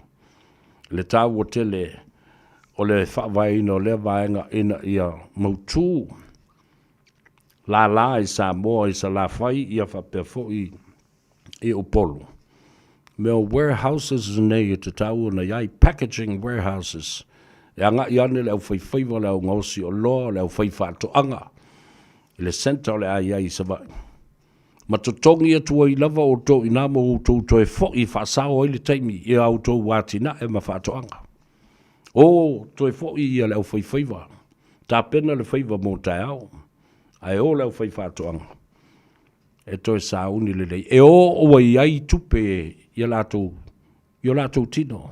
O iai tupe e whaanganga mō business. Maisi mea. Ai ta oto I le malo. O le tiute le nao le malo. From a diplomatic level of government to government in finding markets. E o whala I upot. E se ale senta e a ngai umai. Tangata pei wai tueva ai. I le set up sa ai ia le tātou istatatosi aso I o le vaitemi o siamani. E lau uma I nā le talo, le whai o le popo, fua le ai I nā le koko, to tongi mai lau tupe le whai whātoanga, e toi fo I le whātoanga, ai mai le malo, package and sort out, fua I le size, ma le quality, ma le la poa, ia, ta whi le meo le ngā ruenga le ma tua I whaula lai. Tala leo te whai atu. E latest statistics for New Zealand this morning, 160,000. Se lau wonas full wafe. Unemployed people in New Zealand, from the top to the bottom to the peninsula, of the whole of New Zealand. Tuamatautia. E lau tūsi sila iai, I le nao Samoa le tupu ai, le maualunga le tamau ainga. Whai o le bau ni ngā ruenga le se lau onu sifuru nei, o whela lai o e kiwai. E kiu I le social development mo workers benefit, ia po le job seekers benefit. Pe o nei toi whai ni lato pe ni lato benefiti mai. Ai ātangata mātutua. Le to telo tangata mātua lo maua lato pensione. So we do have a problem facing New Zealand government and New Zealand population. Because why? The election is coming up. Whai si whawhinga tātele o mea na tūlai mai. Ni le teimi lea o lo iai le whainga malo. So whatasi nei le tāwhatolu. Labour. Chris Luxon, Male National. David Seymour. Ia whapena fo I ma Winston Peters. Le act Winston Peters, Male, New Zealand First. E le whaingo fie. Awa, le mata upulale nei. Ana whapeo le leipa le tūlai mai. Ala le nā lei ana pei fo le tau whale tonu elo ma fo whao. Ono le mata upu, mo leva tele. Ai sa le mawhaio na whaia, I le vai tau, o iei si sui I o te tai mai le whaingo le mata upu le nei. E to tonu o le pāle mene, o New Zealand mo le telo tau sanga. E le whapela o te whaiatu o CC2, na o na silingia lava. Nā le mea whai, why now? What now? Ia ai o te whiala lango ia I le taimi o te mtua malama le lei ai mea ia. Ai a whaila tau te mana na o e whawhaingo fie le mata upu lea. O ane la I e whailau palota I le leipa lea. Whailau palota. Ai le sui o le leipa. A wai whaingo fie o na whaulu whale o tātou uma. Sa tātou tau muli ma tāpu ai I whainga panota umala, Samoa ma le Pasifika, o le leipa. Tātou wōla e whaile mea le nā. O na whainga o fia leo na whaulu le tātou petition pe atu la I mai le leipa e whaatino le mele. Ta tonu mai, e o mātou le whainga parota nei le tai a mai se tali. E umbi le whawaloa inga le la whai nei, ma whiutana inga I la whai nei. So let's pray for a expedient time and in terms of giving the labor a go and giving support to the labor because tulanga le lei I le whainga parota. Le whainga fearful now na tu inato le tātou pili. Because I'm telling you, the National will never, the coalition government as it is, nanga le mai ile tātou whinonga ile sitseni. But with this free visa, e o atu le teibi o le whainga parota, e le itali mai le malo, e whai pe whamatu ul mele. Ai a whai a tali mai, o lona winga, sui nā tātou mawhawhau, tātou wō loe la lango iai. Ma ave il whamumua. Because that should be part of the argument and should be part of the bargaining in good faith. Da whai o whawhunga mai anai. Whai se tau mele, on liu mai leo le Pasifika ma Samoa e lango o tau to e mai to second term. Ai ale ai, ia walele. Wale a furi do. Wa o tau se sile me tau le bargaining in good faith. You give something, you take something. Ai le whapela le mele whaine e Samoa. We are giving the effort. We are showing and doing the effort right now. And the fight is in our hands. And the question is, are you putting in the same effort, Tonga, Fiji, Solomona, Vanuatu, Tuvalu, and all of you?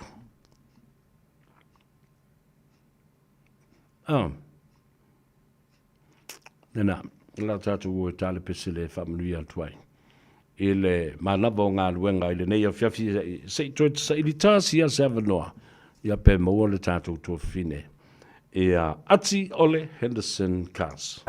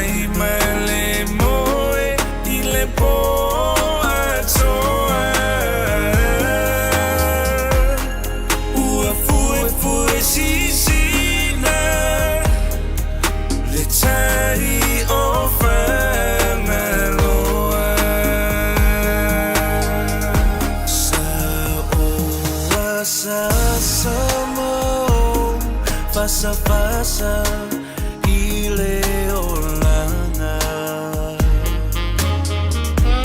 ai emole wila mailo atu ai o folina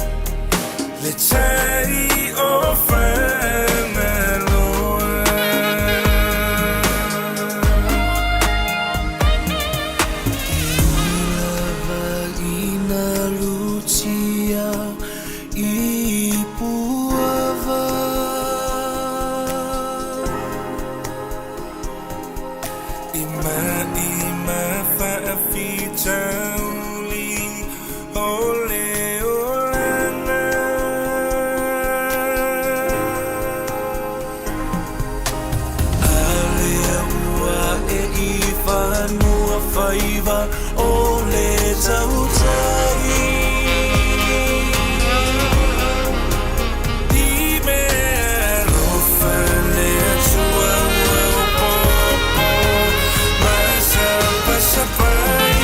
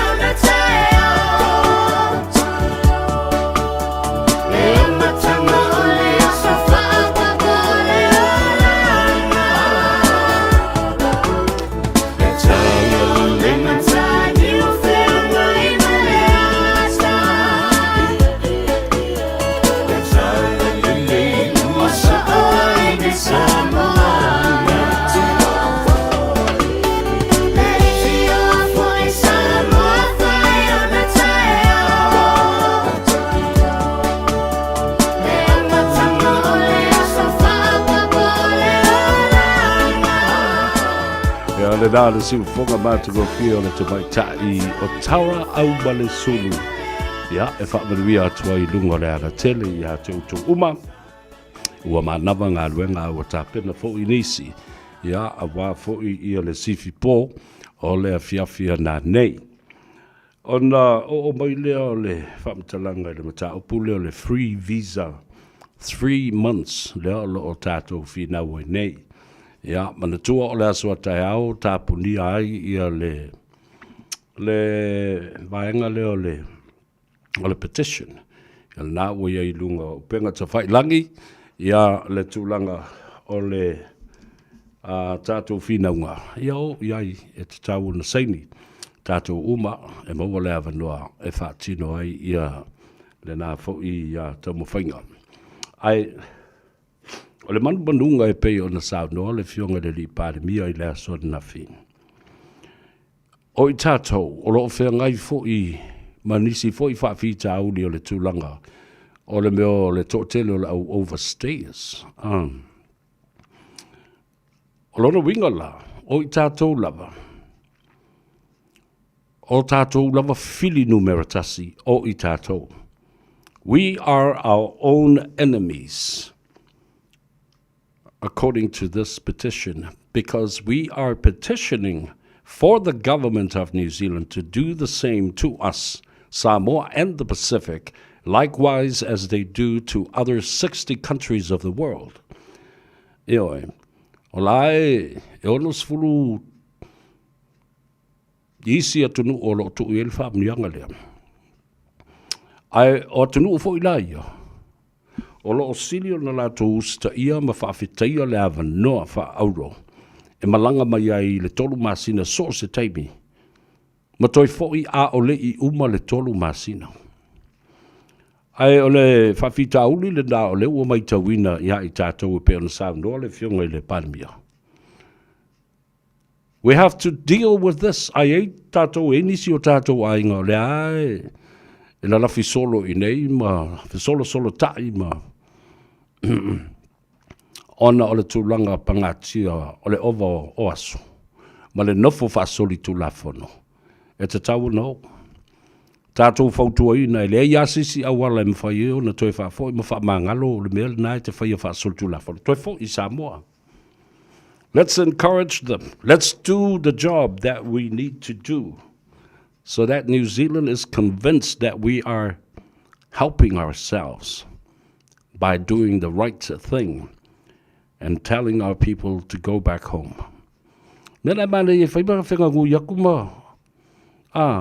Ne ia bara malama, ia le whalongolongo mai fo, ia whalongolongo mai fo siska mai kiki, o langa ke longa longa ankola le lafi o le sisi mea lo vidi ma immigration. Ai video po fe mem kwale alo lo fo ni kanga. La fa fe la fa. We are the culprits. Tātou te le usi tai, tātou te le wha maoni, tātou te le tausi whea ngainga.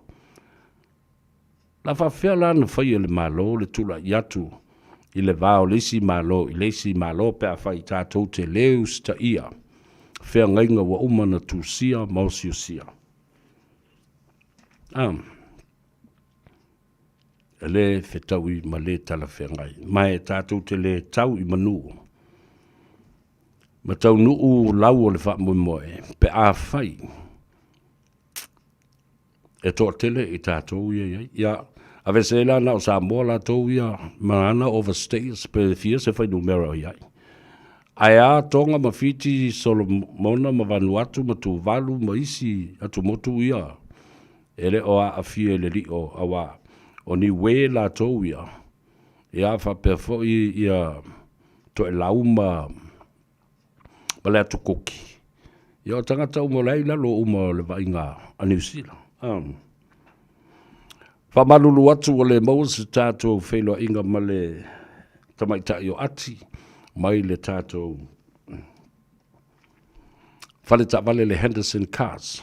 Ai, o le ua manatu e tau peo na whailo le lātou numero telefoni ai ua pisi o tele ni kon kala te fōua.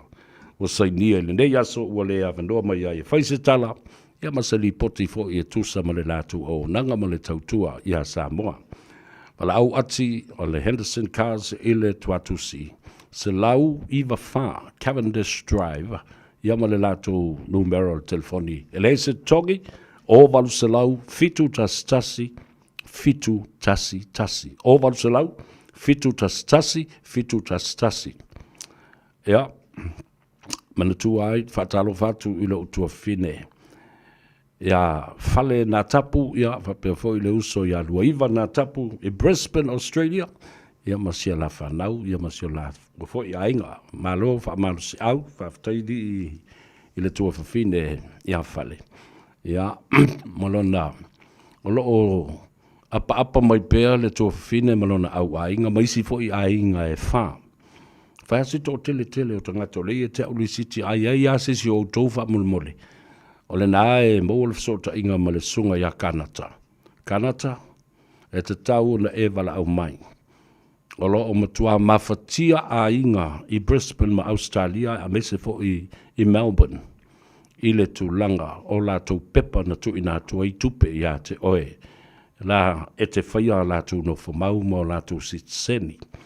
Ala na e leino o whai atu. I le telo le teimi e saua i lunga o lana polkalame. A o lea e whetā ngisi tangata. Ma whapena o na lātou matua i langona le mawhatia. Na whaputu ai o lātou se leni ma lātou tupe. Ma tu i nātu i le nei tangata ina ia whaia lana ngā luenga. Whamai o ia o le lo ia, whaamaonia. Ia mai whailona ofisa e whai ei pepa malanga o tangata. O le tina la ma le tua whine ia whale malona ali i a luaiva nā tapu. Lea wau tatou sa atu le e te au tusi mali siti o tupe nā watu i a te oe. Ai tau solo mua i a te oe lo tau whaleanga. O lea ua whitangisi me leo ngali i masia la whanau. Alo whangia. Whisota i mai le a tau sa vea. Ia, awa o leo o whai atu. E o mai le taimi, e te le songi i se whai unga, po se whai unga a le Universite o Aukilani. Pea ua luatu e a watu tusi nei, ma li siti o tupe a tangata, e ave i le law faculty a le Universite o Aukilani. Now, that is not a threat, because we have been trying to get in touch with you and telling you telefoni le atau sa vea, o lua tasi lua iwa wha fitu iwa lua fitu. Sa o komeni etu fo i lunga o lau porkalame. Ai te le fesota i mai. Ai na o le tele o lau le mafu fauma, wha leanga le malo, ma wha leanga tangata i peole, talenga le vai malaya i asiata. Lea la o whautu e te oe, e onga atu le me o i a te oe, awa ele mawhai, ele law faculty, pe o te watu fo i le dean na te si le fia sa tātou iei uma le law school. Malama leila i te le campus, ma le officer, o le dean of faculty of law. Te o iei maave umatu iei mene. Ele mawhai na lātou tali ina se tangata o whaisa na course whaalo ia, ai a mio whaave a whapenei, awa o le lo ia has to be respected in terms of integrity and the credibility of his efforts to help the people in any legal matter pertaining to those people. Ai alau mele fai. Alau mele fai. Tawhiko ai e laikai. E te ia le wala au atu oe. E te sau mai tilo la e la whai kopi matu uailoi. I le dina. I le mawhai ona lato whaia se mea whapena e wha ua istangata. I se wha longa e puipuia le tula whono. Ai solo mua ia te oe le sori o le tula whono. Ma ai tupe tangata. Le wha maoni tangata. A whai lai bosa ulo ia. A leo o la wiloa e tangata le mea. La wha whia whai. Te mea whapena. When we far away, matoi fa leanga oi le tulanga mene. Lea la o fiu e whaatali, lea o abatu, whala o i tele i lunga i. Sau e whai sau fua fuanga i le mea lea. Nā wa matu sa o al mata upule na. Wa ule la vafu ia ula tau ia. Le lopo le ale tala, ma le tali, e tali e tuai I tangata wa la tau so tai mai. Ioi. Rao mai leo la utalanoa le mata upule. Ua whaalawi loa ele minsta a me se fo le pulenga la tau te wa aia ngā luenga whaawai teimi I Samoa. Wa le sai lalo le official al mata ngā luenga o tupe. A o lea fo iwa iei se langona ina ia whaatalanoa ina le mata upu e tau o le next of kin po o le vaenga lea o le talo sanga. E mauti noa ai, ele malo o Samoa, ma le malo New Zealand, le company lea o le a e sau te whainga luenga ai I le Regional Seasonal Employment Scheme, ngā luenga whawai teimi. O ai le swafa o le tangata te tango e tuu I lunga o lau application. O le tangata o lau ainga e lata masoso o atu I ate oe. E sili ona vāvāla lata lo lua so tanga. E tuu ai ia whamatalanga contact details. Telefoni tuatusi, telefoni o le fale, ma le telefoni fe aveai. So se whaalave lave e tupu ia te oe. O le tangata le nai mua vili e leo pe vili e a fo I coordinators o le RSE I New Zealand nei ma Australia po whea lava le atanu po tuila fo I mamanua. Leo o anga I o tātou tangata ngā lue ai. A tupu se whaalave lave. Wai lo le leia e tangata ia. Lewa aia le au whai ngā luenga. Ma le company, le tangata e vili ai. Ai se ame o maa fuele me lea. Meanga o whaalawe lawa ia na tūla I mai nei.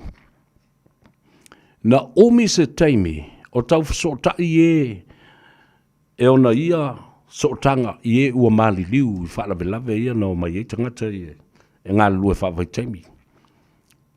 Na paula tangata sa mwhai o na lata iai, o coordinators ia ma le official consula. E mana ia le fuafuanga le nao. O na umia iala ia leo le taimi. O tau faso ta ipo o ai, o le a maua iai se telefoni, ai le iai o le ingo le tangata o le a inga, ile application there, e lo ai. These are the contact details of the next of kin po o seisi vāvāla lata o le ainga.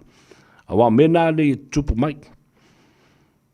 Vave o na maua le tangata, 5 so ta inga, o le vaenga le a taipei o le malusi anga fo lea wha le tūla fona ta o le power of attorney. O le power of attorney o stangata o e nai ina I lalo le tūla fona ma lou malienga.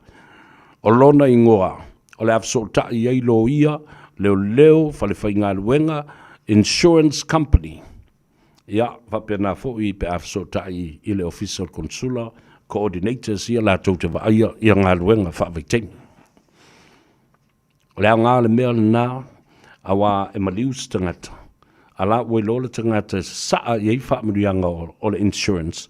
Po ni tupe na tutoe e tatau na tutongi atu e le company I le ua maliu. A o lea ua le mawhai o na lātou sila fia. Po o ai e feso tai tonu iai.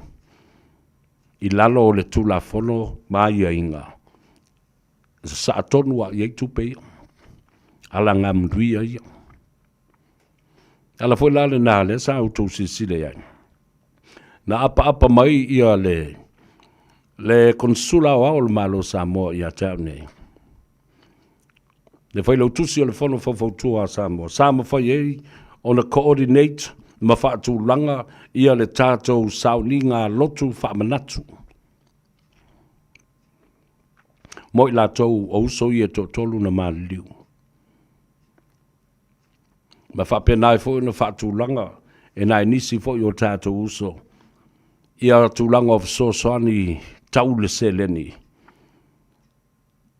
Lea na whai e lunga le apio fōlinga, ma le Go Fund.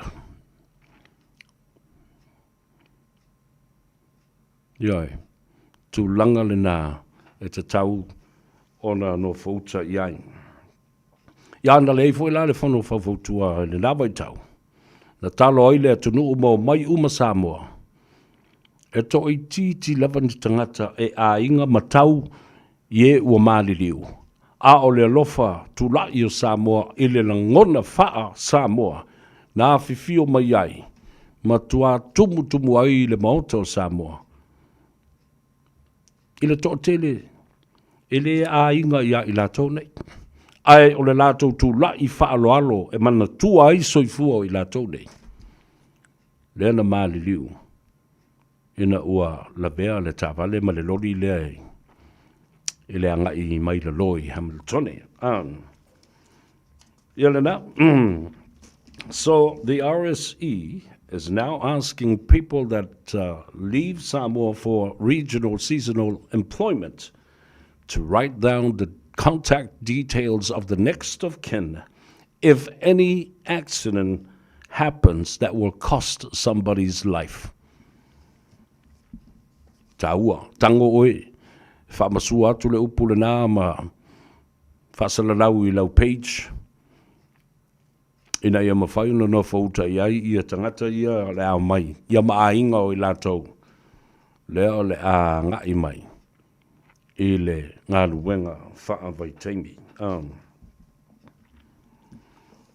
Olo lipotia I Samoa le taunu wantu o le matanga luenga Malamin Star.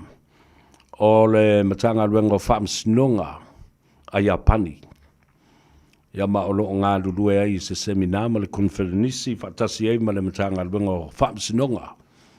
E peo na ta ua le sunga le pali I John Taima le langi a File le whaululu. Lea o iai le tātou whamsinonga I Samoa. I le tā ua tele le whetūwha I tū maanga. Ai mai se fo I o le vaenga o le tū la whono. A Iapani ma Samoa e ngā lulu e whaatasi ai ma whetūwha I tūlanga e pei o na iai ia le vaenga le o le Samoan Justice Restorative Programs. Laluinga lupule nā.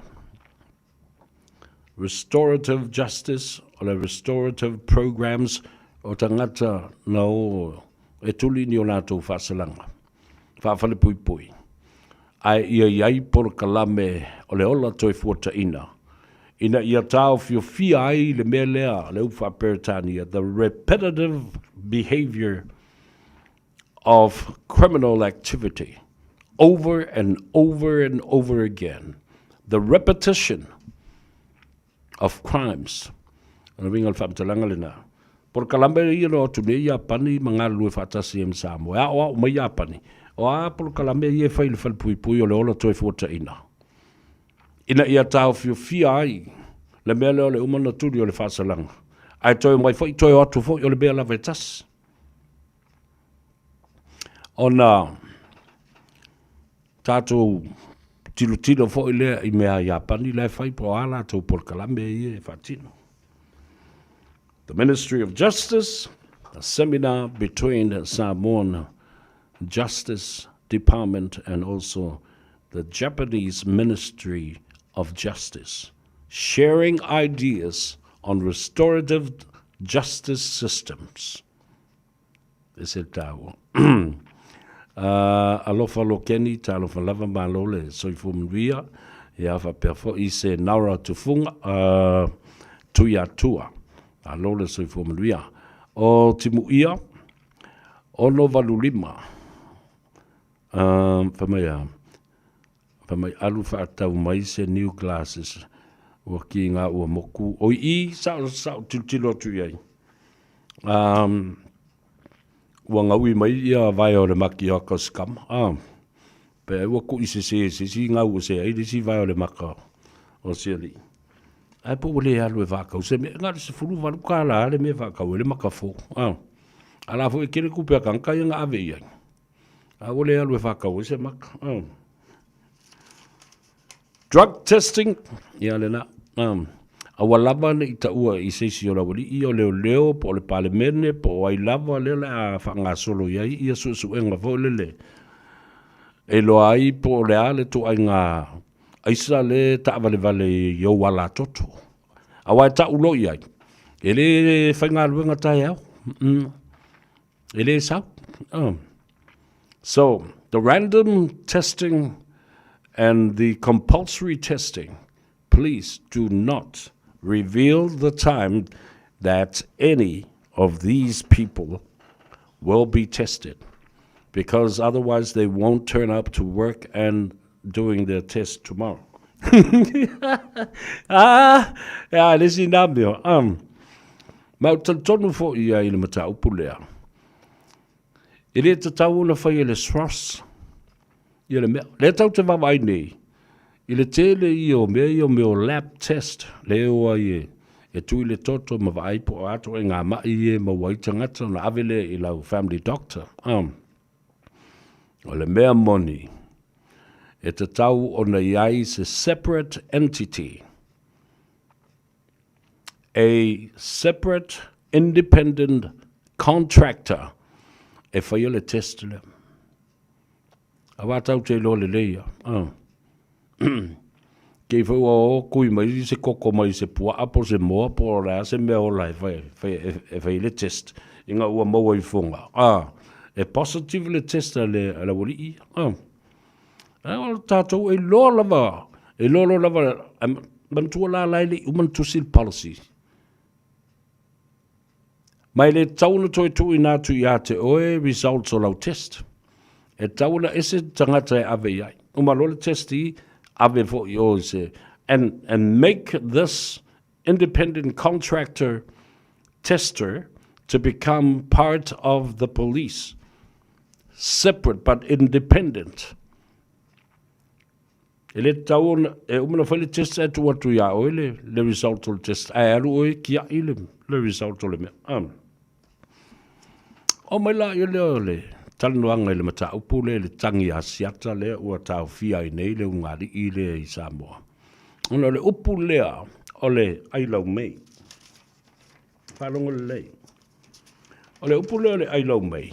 Ua malama lamba le lei tangata Samoa. I lea fo i muanga ngana. Ona o le tali tonunga. O a miu whale nā tūra le lau mei. Lei a sā lea. A umona tūfua, o nā alula ia lea o ta oto malalango mai tai. Ai tosi atu le au wala. O i. A fofoa fua iu au le lau mei. E toi fo i atu ma sāva vali atu. Ma tolo atu a o loo wha manga mai le ngutu o le lātu tina. E toi puu ma folo ma ai uma lava le lau mei lea. Lana whanau. Atu mai la i le tātou ngangana ma le tū, ma le anga, ma le whauinga ina upu. Ua matua manino le lei i le whaafofonga lea tunu. O se upu lea, po se terminology lea. E whaatatau i se tangata. Na te whaia ni mea māta ngā, whiusua inga whasoli tu la whono, ma sana whanau teine la iti. Po se ta mai whaia ni whainga, se tane ini ta mai tai, la iti e iai o lātou sotanga, po se whanau alona tō whine. Po se whanau teine fo i alona tō lua. E leo o sana whanau. E atangia ai I upu ia, i le ngangana Samoa, tulau le whaafonga le tunu, langa tā ua lo tala noa le mta upulu nei, a wai le ma whai o na ufiu fia whaamanungasi. E atangia ai upu nei, o le mata I whale, tulau le whaafonga le tunu, ma le pule le uma. O le mata I whale, o le whiusua inga lea tulau le whaafonga Samoa. Ale tane masa ta maitai e iai lo la sotanga. Au le pule le uma, ua whaam talaina. o le whaia ese tā mā, ese tā mā, ese tēnei titi o lona lava a whine, pē le o sona a whine, fo i ale a whine, o le tama lona to lua, i seisi tama loa. O le mea le nā, e ta o le pule le uma. Ma le mata i fale, le soli ina o le vā, ma tama i tai o sotanga. O le upula le whai nei e la vanga ia. A le leise cultural advisor i le taimi o le whaamisinonga lea.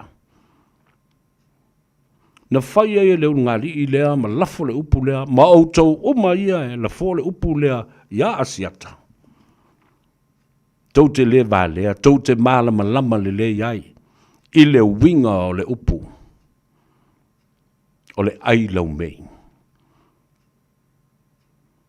Wautou whaia ma loutou mālama lama le le i le natura, ma le whaatustu saina, i le tangata pe a whaia a mio whapea, pe o a mio a le lau mei. This goes to show that the terms that were said and expressed about asiata is a behavior that reflects the connotation and sexuality of incestuous relationships. E ala ngata tau wai la o na ave le whaamisinonga. Wautou mālama lama le lea, i mā o le mafuanga fo le nā o le mālusi anga o le tangi lea. E le matangofie. E mata ngā ma māsiasi ai tangata.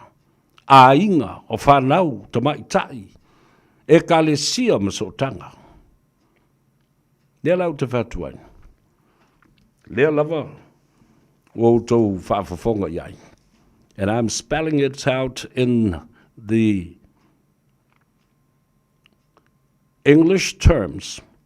The sexual connotation in the Samoan culture and proverbs referring to asiata as an ancestral person having a sexual relationship with his own young blood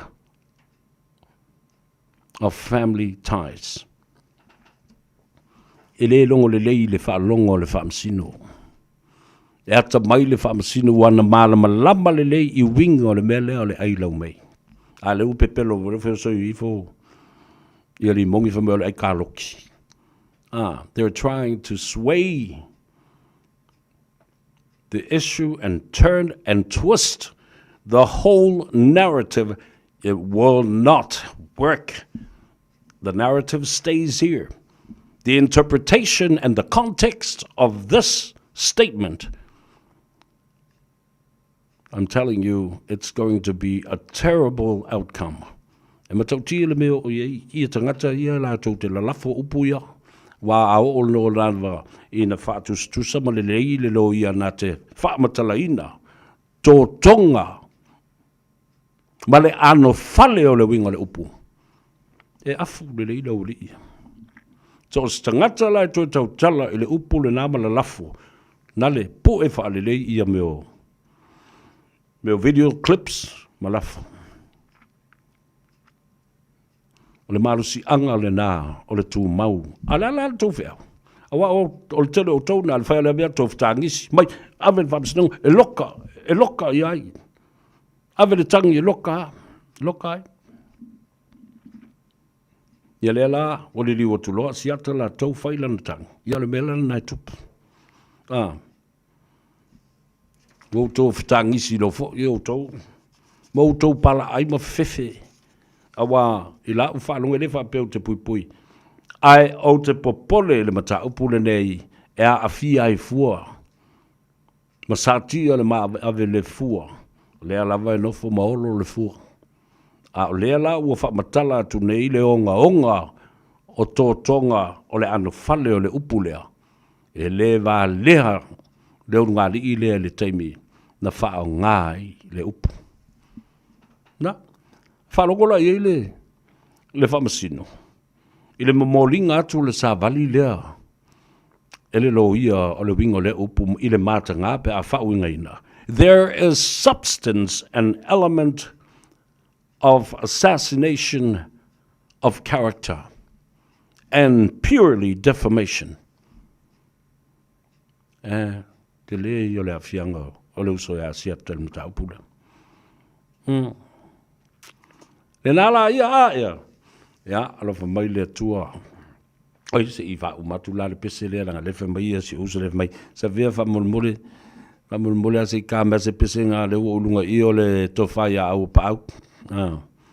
Le o fo ila na kuria le fale la tatu le pese le mo auto umalava au avta vale lunga le tele au fi ai male au ave Uber Eats, Uber drivers pese le fa manuia tu ai ia te auto ya wa fo I le nga luenga o auto nga lulu ai le so ma I auto saunga le mu I lunga o le ala tele awa ngai luangi vale lunga le awala tasi le vale io tasi le vale.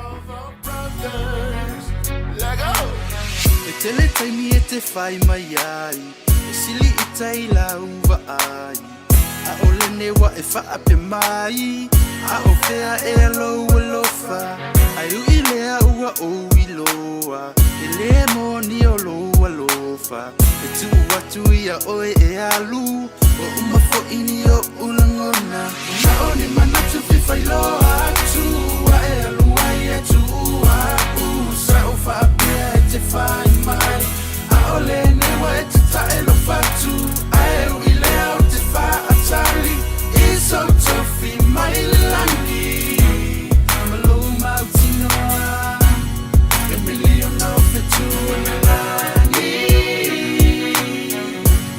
E milion o fetu na langi Shikamia, baby Se sole, famole mole o ikangile ngo fopole Kala ka pesa vili sem kau keke faingal fili Yo wa fo ilanga kala e ku wa solo mai leleanga Ai lesi I mafo po wa ila sa o mafuanga E kang mai la ma e fai mai ile ngi banga Kele makana ai ya o wal ma kiki lai kai Lunga Pacifico e kua loki e ki e mo ko kua Bili ya ko la telefoni e kali mai e silo mo ko Ke fa ngalo le fani le yele wa una sivani men fa ya ku ya oi se kau ku o lo makamoi Ke ala ni wow e ke alunga I lo au ngawe I lo me kau fa ya fa milion nga fo lo va ai Na oni mana tu fi lo atu wa e alu ai e tu wa Sa o fa pia e te fai mai A ole ne wa e te tae lo fatu A e ui lea o te fa atali I so tofi mai le langi Malou mautinoa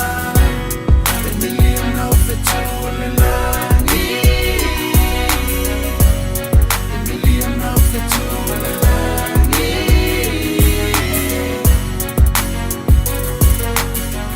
Baby sao se I e fai mai Oia e ale fa abungai O nei mea uma watu tuku mai O ai ea ua mafuai Ai ona o le tu ina naunga Ua ape ai ma mafuanga O lou le malama lama O whaangalo e le mafutanga Na oni mana tu whiwhai loa atu Ua e alu ai e tu ua Sa o whaapea e te whai mai A ole ne wa e te tae lo fatu A e ui lea o te wha atali I so tofi mai le langi Malou mautinoa Na oni mana tu whiwhai loa atu Na oni mana tu whiwhai loa atu A e alu ai e tu ua Sa o whaapea e te whai mai A ole ne wa e te tae lo fatu A e ui lea o te wha atali I so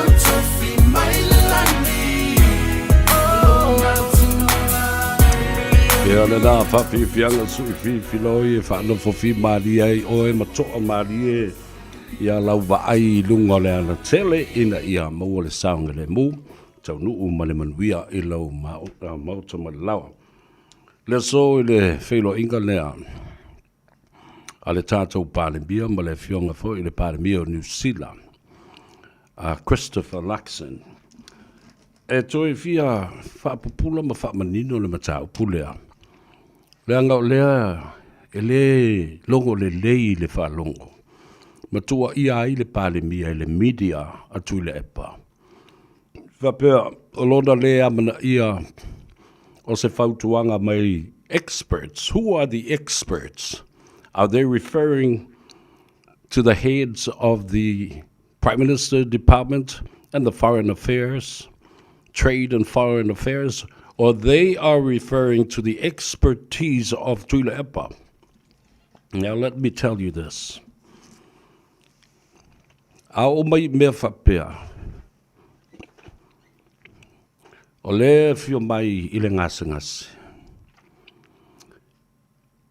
E le i usu le pāle mia o Samoa. O lea na usu le pāle mia ma tai o New Zealand.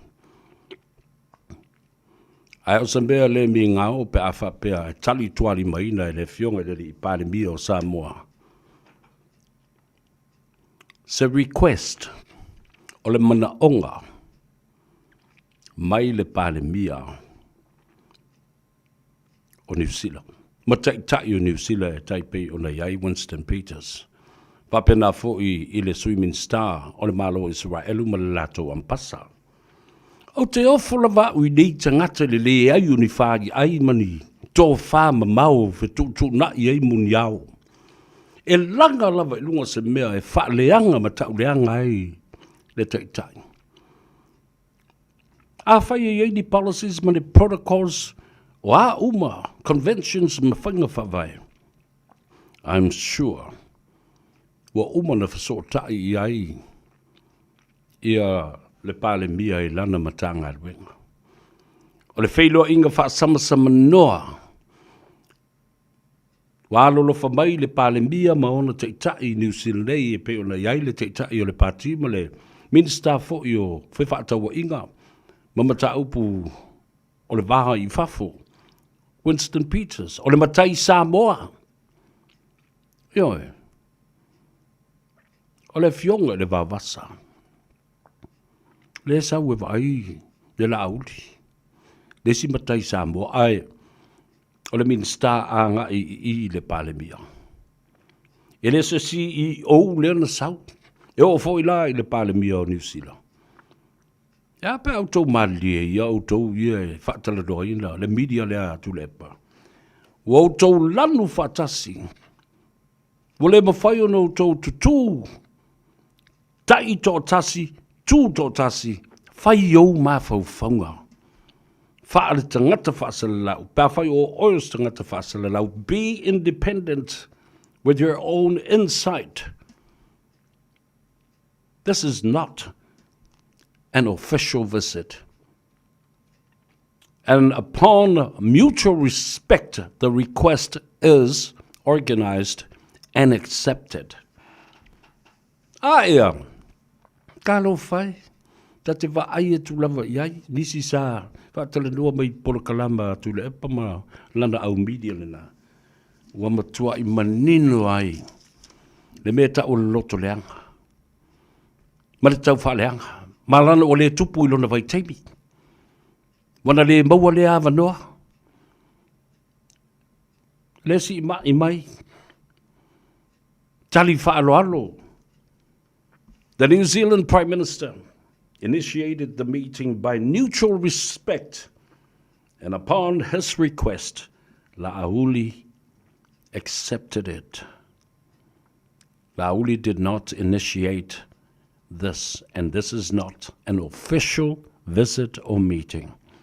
Meo ai inga ku awa pinka ue, ku lepa lalale mea ringa pisa fuoring, ku la ko ia ere. He's not in a position of power to say or do anything. He's just jealous.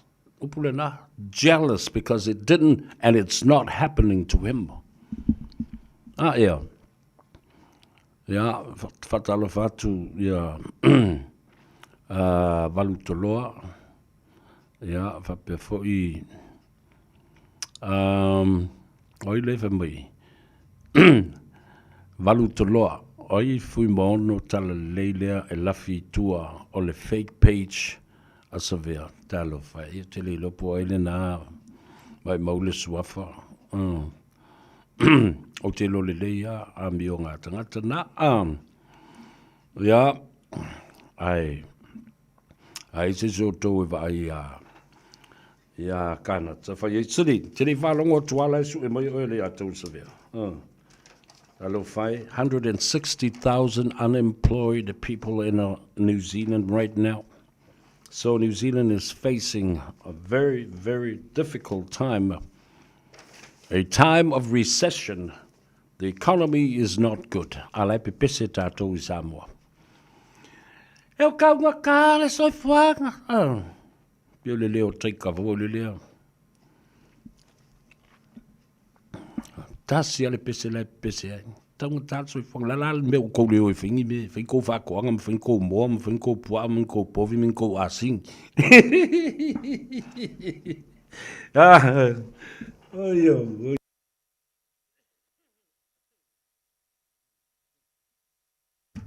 Ne nā u whatu ai. Le u mai tau wina I le tau whaaleanga o tu le pamalana media. Po lana au whaasala lau fulele. Whalonga li mai utau. Le media le au tau tu le. O tau isi tangata tutu wafi ia o lo iai ne le taimile nei. Mai le mawhai ona o tau whautua ina ia. Le toile ina o tu le epa. Ni whautuanga. Fo le lei. Whai eni swinga le lei. New strategies. All you do is a gaslighter. Gaslighter. But we are telling they of Yafi. Ile whafonga le atunu, wa seu I whanua le tātou por kalame tai au tau walunga ngā Gagaifo Faiva o Samoa. Ia, tāru sia te atu iei le soifua mo le ola. Whamria lau fionga le li pāne mia ma le whaltua, ma walu malos. Ia maua fo I malo longa file mu. Ia le aise ti ngā. Ia ta oto lo le ato wha ma luto whanga e mkwa. Ki runga le ngile o le ka ngurunguru. Ria tele lau fionga. Ia, ai le ngata I lea. Lo le atunu. Le au whainga ruenga tutofi. Ta mamti nā mātutua. Tupu mai e o le atunu.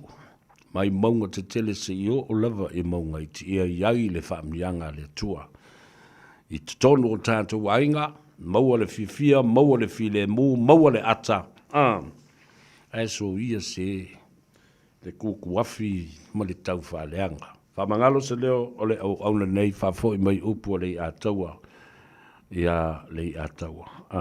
Ia.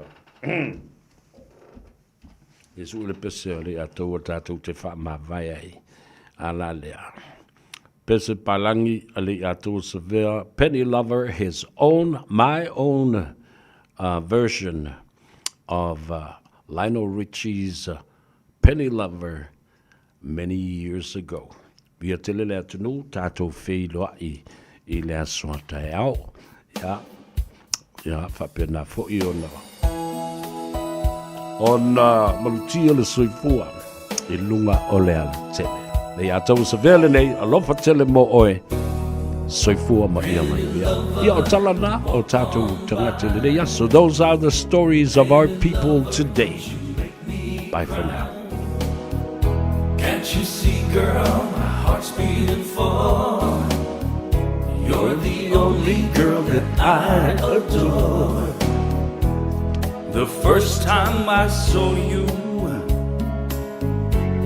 oh, you look so fine, and I had a feeling one day you'll be mine. Honey, you came along and captured my heart. Now my love is somewhere lost in your kiss. When I'm all alone, it's you that I miss. Girl, a love like yours is hard to resist. Oh, oh, oh, oh. Penny lover, my love's on fire. Penny lover, you're my one desire. Tell me, baby, could this be true? That I could meet someone like I need you. Nights warm and tender, lying next to you. wonder, what more can I do? I've spent all of my life in search of your love. Now there's one more thing I'd like to say. Don't you ever take your sweet love away. Girl, I'll do anything, just please stay. Oh, oh, oh, oh. I don't understand it. Oh, what's coming over me? But I'm not gonna worry, no, not anymore. 'Cause when a man's in love, he's only got one story. That's why my love is somewhere lost in your kiss. When I'm lost and alone, it's you that I miss. With a love like yours, it's hard to resist. Whoa, whoa, whoa, whoa. Pretty lover, walk on by. Pretty lover, don't you make me cry. Pretty lover, walk on by. Don't you walk on by. Pretty lover, don't you make me cry. Pretty lover, walk on by. Pretty lover, don't you make me cry. Tasilima i Vatulu Amo Radio Samoa.